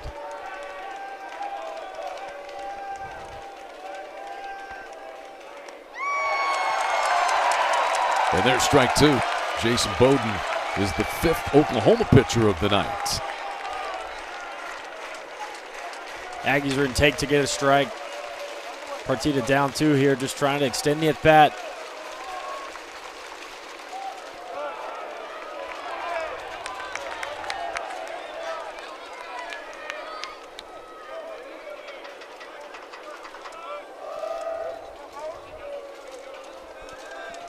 Jason Bowden's been through it before. Mentioned 31 relief appearances for the man who started his career at Texas A&M. And he throws gas past Partita.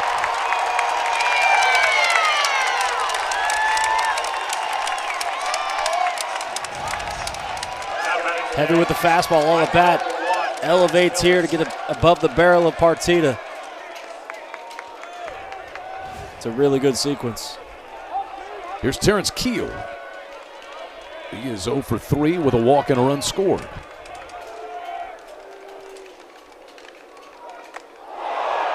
And Bowden hits him.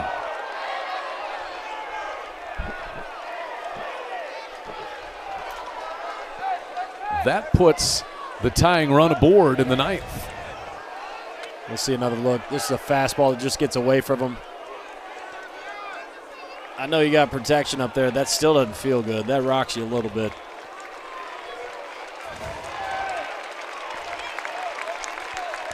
Good thing he's all right.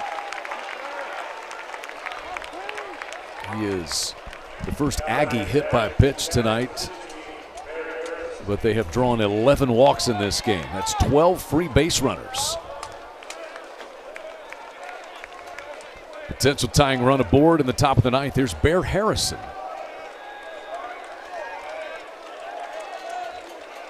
Harrison has factored in, walked in the first, doubled in the third, drove in a run. And overall, he is 1 for 3.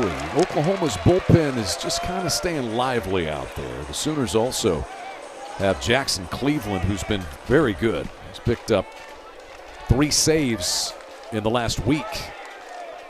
But tonight it's Bowden against his former team. Gets a swing and a miss, and it's 0-2.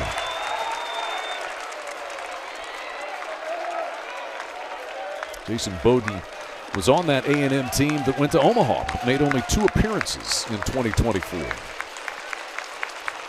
His second season as an Oklahoma Sooner. And he gets a swinging strikeout of Harrison.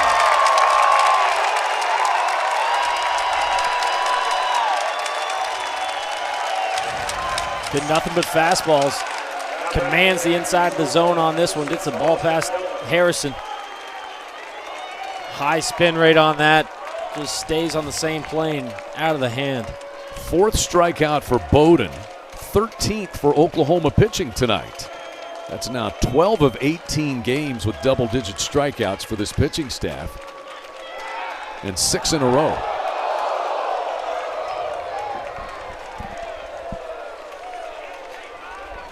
Kellner has walked twice. He's 0 for 2.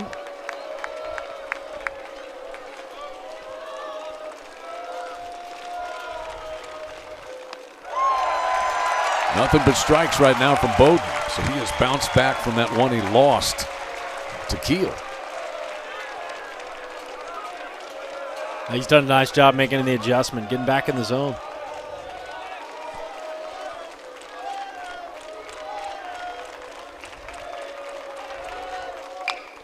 Bouncing ball to short. Camden Johnson will take it himself. And Oklahoma rallies to win 8-7 in a dandy of an SEC opener. This game was this league almost in a nutshell. Blake Brewster, almost an instant classic from the get-go here tonight. Had everything you want, ups, downs.